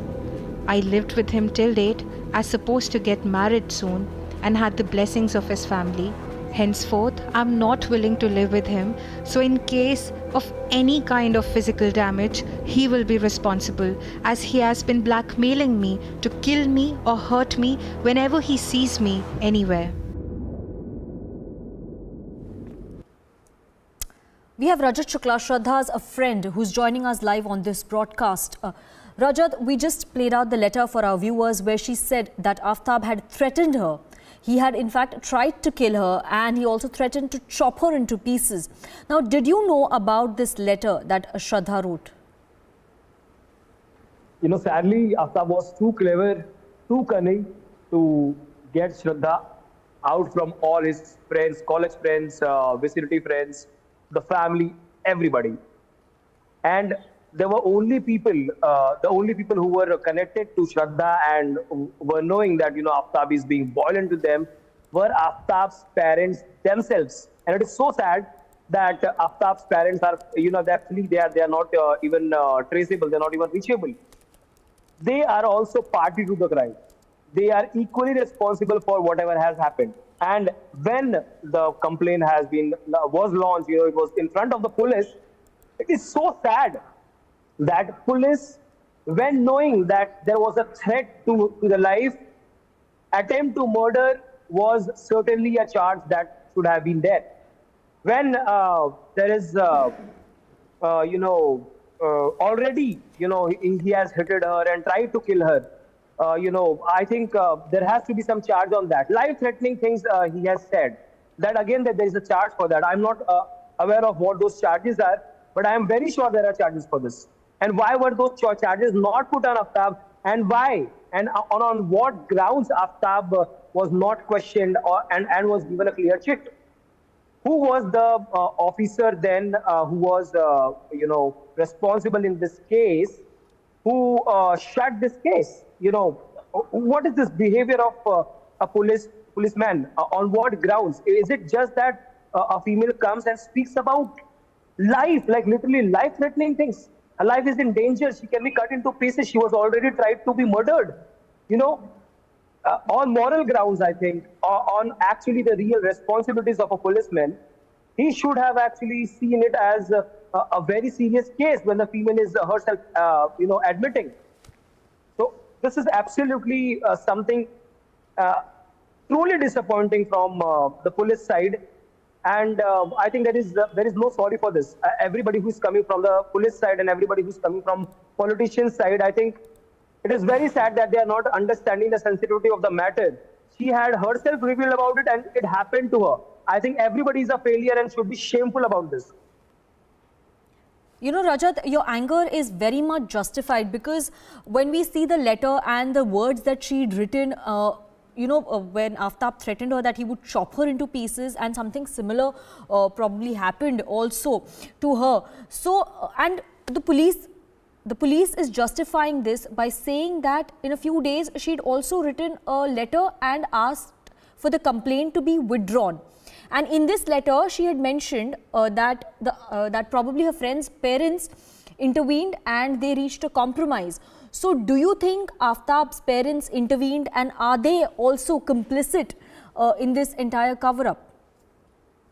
Absolutely they are. I mean, the sad part is Aftab's parents from the very start of their relationship knew that Aftab is what kind of a person. He is a drug addict. He is somebody who threatens his partner, somebody who also tries and beats her up. The photos that are out are only few things, but as informed by the friends, I wasn't there at that time, but the friends who were there, they say that she literally had blood marks here, just below the cheekbone, here near the neck, also near her waist, big blood clots, and she literally went to the police station with these severe marks. How can the police justify this by saying that she came and she said now everything will be all right? How is that possible? Somebody says that, okay, we will not do this again. I mean, Aftab would now also say, oh, I murdered her, but now I will not do the murder again. But Aftab will be punished, right? Aftab was supposed to be punished then, there and then in the year 2020 itself. Why was he not punished? Absolutely. If the police had probably acted on the 2020 letter and acted against Aftab, then probably this wouldn't have happened in 2022. Also, Rajat, coming back to about the withdrawal complaint that has surfaced as well. This was just in December, just a few days after the complaint was filed. Do you think Shraddha was also pressurized to withdraw this complaint? Absolutely, she would have. Because the only people who were there close to her were Aftab's parents. And in the very conscious decision that they did, that, they knowing that her son, their son is, a psycho, somebody who is of a criminal mind, somebody who is so cunning. Is Shraddha some rehabilitation what did they think about Shraddha? They literally pulled Shraddha to die. So they are equally responsible for the murder that has happened. Equally responsible. Rajat, do you believe that there should be an investigation into the inaction by the Maharashtra police in 2020, because we had a reaction from the Deputy Chief Minister as well. He said that they will look into the matter. Do you demand a reinvestigation? Do you demand an investigation into the go-slow in this entire case? Absolutely. This is the behavior of policemen. Everybody, you, me, and all the viewers know. You go to the police station, the people sitting there, the policemen, generally, I won't say everybody, but generally, they are not bothered to know what's happening in your life. They are bothered to actually send you on this table, that table, and home. They are really not taking the responsibility to understand what a person is feeling. You can do it anywhere. You do a sting anywhere, in any police station. Just go and tell them that this is the issue. They are not ready to listen. As if the Britishers are gone, but the police is still left. They think they are some rulers, and they are not bothered about what the citizens are suffering. Absolutely disappointing and shameful. Rajat, this is a letter that was written 2 years back by Shraddha when she was in Mumbai to the Vasai police, and we know that 2 years back there was a completely different government. What would be your take on this inaction by the police under the previous government? Well, I don't know much about the government politics and stuff, but one thing that I understand from the government is during their tenure, I think the Palghar Sadhu Hatyakand had also happened, and they actually said it is still very loud and clear in front of the people. They were Adivasis, and police felt alone. They didn't do anything, and clean checked. That was something that had happened. And the much that I understand about Shiv Sena, Bala Saheb Thackeray was somebody who was himself a Bhagwadhari, and a Bhagwadhari gets killed in the name of a child stealer, literally. So that was, I think, the face of the government then. Actually expecting things from them is something too much of expectations that I understand.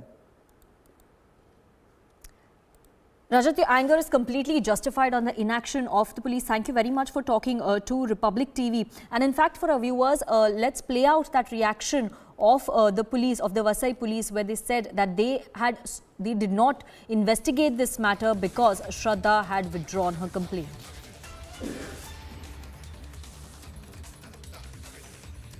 इस मामले में जो भी ज़रूरी कार्रवाई करनी थी वो कार्रवाई पुलिस की तरफ से की गई है। जो अर्जी दी गई थी, अर्जी के ऊपर में जांच हुई है।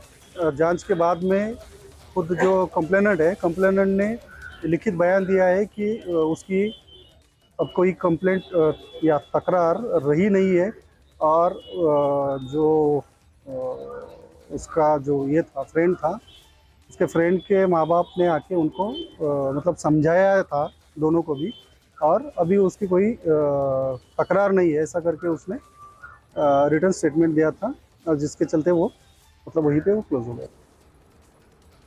And Maharashtra Deputy Chief Minister Devendra Fadnavis spoke to the media earlier, and he said that this is a serious issue. Inaction by the police is a serious issue, and this matter will be investigated.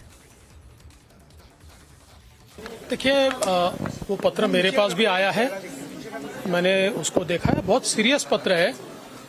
उसके ऊपर क्यों कार्रवाई नहीं हुई, इसकी जांच हमको करनी पड़ेगी। मैं किसी पर दोषारोपण नहीं करना चाहता, लेकिन इस प्रकार के पत्रों पर कार्रवाई अगर नहीं हुई तो ऐसी घटनाएं होती है, इसलिए जरूर उसकी जांच की जाएगी। क्या आपको लग रहा है जान बच सकती थी यदि कार्रवाई कर ली तो? जी बिल्कुल, ऐसा कार्रवाई होती तो शायद जान बच भी जाती। Heading into a short break right now. After the break, we'll get you more details about Satyendra Jain's VVIP treatment in Tihar jail. New tape shows how he gets good food in jail. And Assam government has held a key meeting in the national capital. Assam cabinet has approved CBI investigation into the firing incident.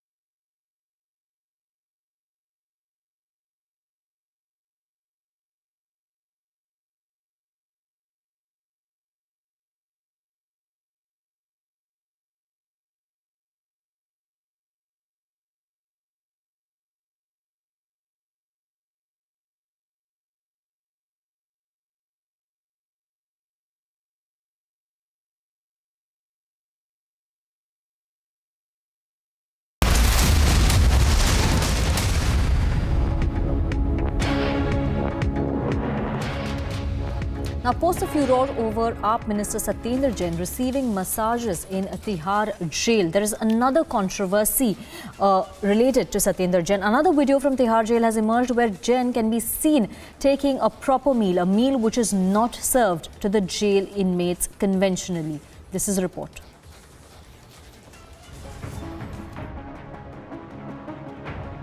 Three days after the Tihar massage tapes broken by Republic sparked a massive political storm, massage champi क्यों चल रहा है? क्यों उन्होंने कैदी के कपड़े नहीं पहने हैं? क्यों मिनरल वाटर, टीवी और एसी की सुविधा वहां है? इसका कोई उत्तर उस दिन नहीं मिला था। किसी की बीमारी और किसी के इलाज को इस हद तक घटिया पने पर उतरकर उस पर राजनीति करना, ये महारत केवल भारतीय जनता पार्टी को आती है। भारतीय जनता पार्टी के अलावा मुझे नहीं लगता कि दुनिया में कोई और कर सकता है इस तरह का घटिया काम। Yet another video of the AAP minister who is lodged in Tihar jail over money laundering charges has now surfaced. The video comes 24 hours after AAP claimed that Satyendra Jain was being denied basic food in the jail. Watch this video. The jail minister is seen enjoying a scrumptious meal. The video has now debunked all AAP claims. And from questioning Kejriwal over the fresh Tihar tape, as if he is in a resort or a restaurant and there is a variety of delicacies and dishes that are placed before him, as if he's not there for saza of bhrashtachar but maza of malish and restaurant food. To a scathing and unrelenting attack, जेल के अंदर बैठ के उगराई का काम करता है, फिरौती का काम करता है और जेल के अंदर पूरा ऐशो आराम चल रहा है, टीवी चल रहा है, पैर मालिश करने के लिए लोग रखे हुए हैं, भोजन पैक्ड आ रहा है और सब किस्म की सुख सुविधा जेल के अंदर उनको प्रोवाइड की जा रही है। BJP launched an all-out attack against the Aam Aadmi Party. Physiotherapist defense first and now the weight loss claim. The double setback erodes the moral high ground of Team Kejriwal once again. Bureau Report for Republic TV.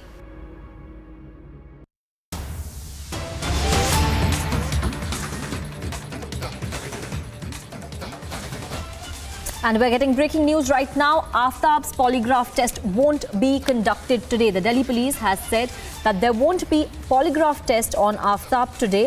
What we're getting to know is that Aftab has a fever, is what some sources in Delhi police are telling us, and that's why the polygraph test won't be conducted. Madhurima will be joining us live.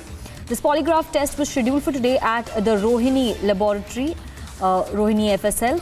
We have Madhurima joining us live to give us more details about what could happen next. Madhurima, over to you. What are the details you're gathering? Well, this particular polygraph test, earlier in the day, the entire preparations were done and the FSL officials were waiting for Aftab. However, we've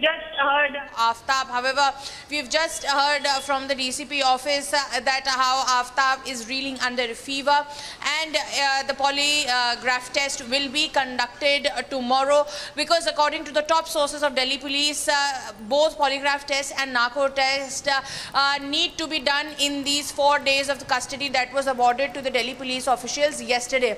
Now, in this polygraph test, a room has been secluded here at the FSL property over here near the Rohini court, and a reclining chair has been provided where Aftab will be made to lie. He'll be made, he'll be asked to breathe in, breathe out, to be comfortable, so that the ECG could, the heartbeat could be mapped properly, and also then, of course, the electrodes will be,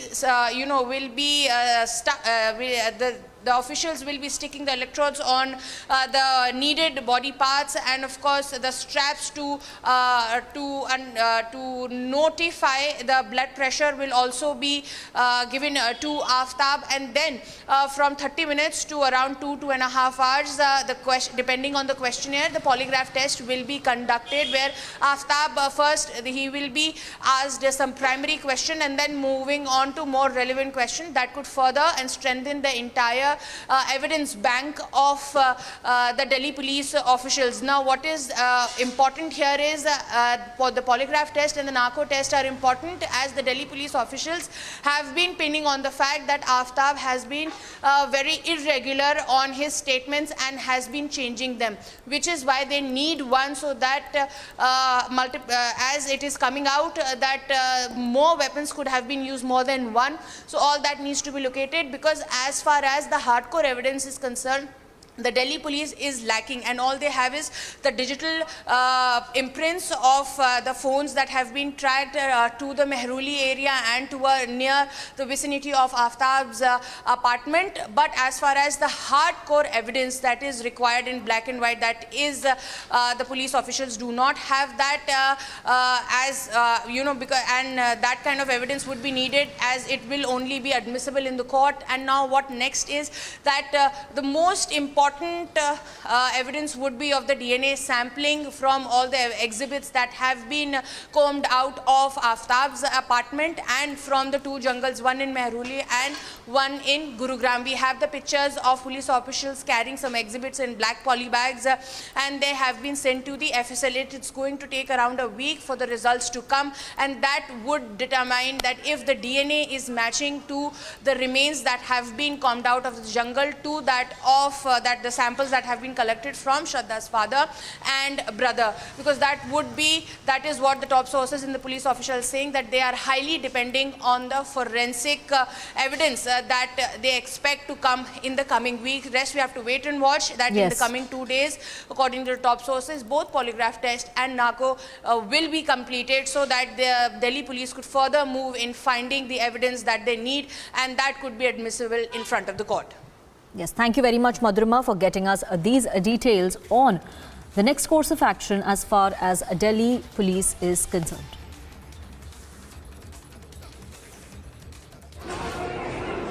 Thousands of employees at the world's biggest Apple iPhone factory hit the streets over COVID restrictions and contract.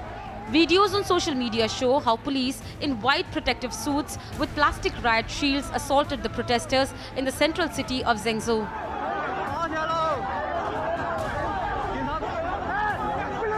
One person was hit in the head with a club and another was taken away with his arms held behind his back.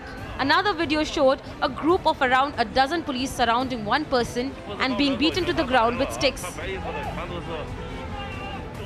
The factory operator at Foxconn Technology Group said it was using closed-loop management, which refers to employees living at their workplace with no outside contact. Protests have flared as the number and the severity of the outbreak has risen across China, prompting authorities in areas including Beijing, the capital, to close neighborhoods and impose other restrictions that residents say go beyond what the national government allows. Bureau Report, Republic TV. Now, there's massive controversy over the tapes from a Tihar jail, which shows how Satyendra Jain has been getting full-course meals while serving his term in jail. We have a reaction coming in from Union Minister Anurag Thakur. Let's listen in. Kejriwal ji की पोल खोलती है और उनके model की पोल खोलती है कि लूट भी करो और मजे भी करो, यानी कि लूट के भी मजे और जब जेल जाओ तब भी मसाज और मजे भी करते हैं, और साथ ही साथ जहां एक और न्यायालय में गुहार लगाते हैं खाने को लेकर, जब उनकी प्लेट सामने आती तो आम आदमी को भी लगता है कि ये कैसी सरकार है जिसका स्वास्थ्य मंत्री 6 महीने से जेल में और अरविंद केजरीवाल उनको ईमानदारी के सर्टिफिकेट बांट रहे हैं। और यही नहीं, उनके मंत्री को जेल में जो सुविधाएं मिल रही हैं वो किसी अपराधी को कैसे मिल सकती हैं। अरविंद केजरीवाल जी की पोल खोलती है और उनके मॉडल की पोल खोलती है कि लूट भी करो और मजे भी करो, यानी कि लूट के भी मजे और जब जेल जाओ तब भी मसाज और मजे भी करते हैं, और साथ ही साथ जहां एक और न्यायालय में गुहार लगाते हैं खाने को लेकर, जब उनकी प्लेट सामने आती तो आम आदमी को भी लगता है कि ये कैसी सरकार है जिसका स्वास्थ्य मंत्री 6 महीने से जेल में और अरविंद केजरीवाल उनको ईमानदारी के सर्टिफिकेट बांट रहे हैं। और यही नहीं, उनके मंत्री को जेल में जो सुविधाएं मिल रही हैं वो किसी अपराधी को कैसे मिल सकती हैं। And we're heading into a short break right now. After the break, we'll get you details of the 2020 letter that Shraddha wrote to Maharashtra police. Big story at 7 p.m. And was Shraddha forced and pressurized to withdraw the complaint that she made to police? More details coming up after this break.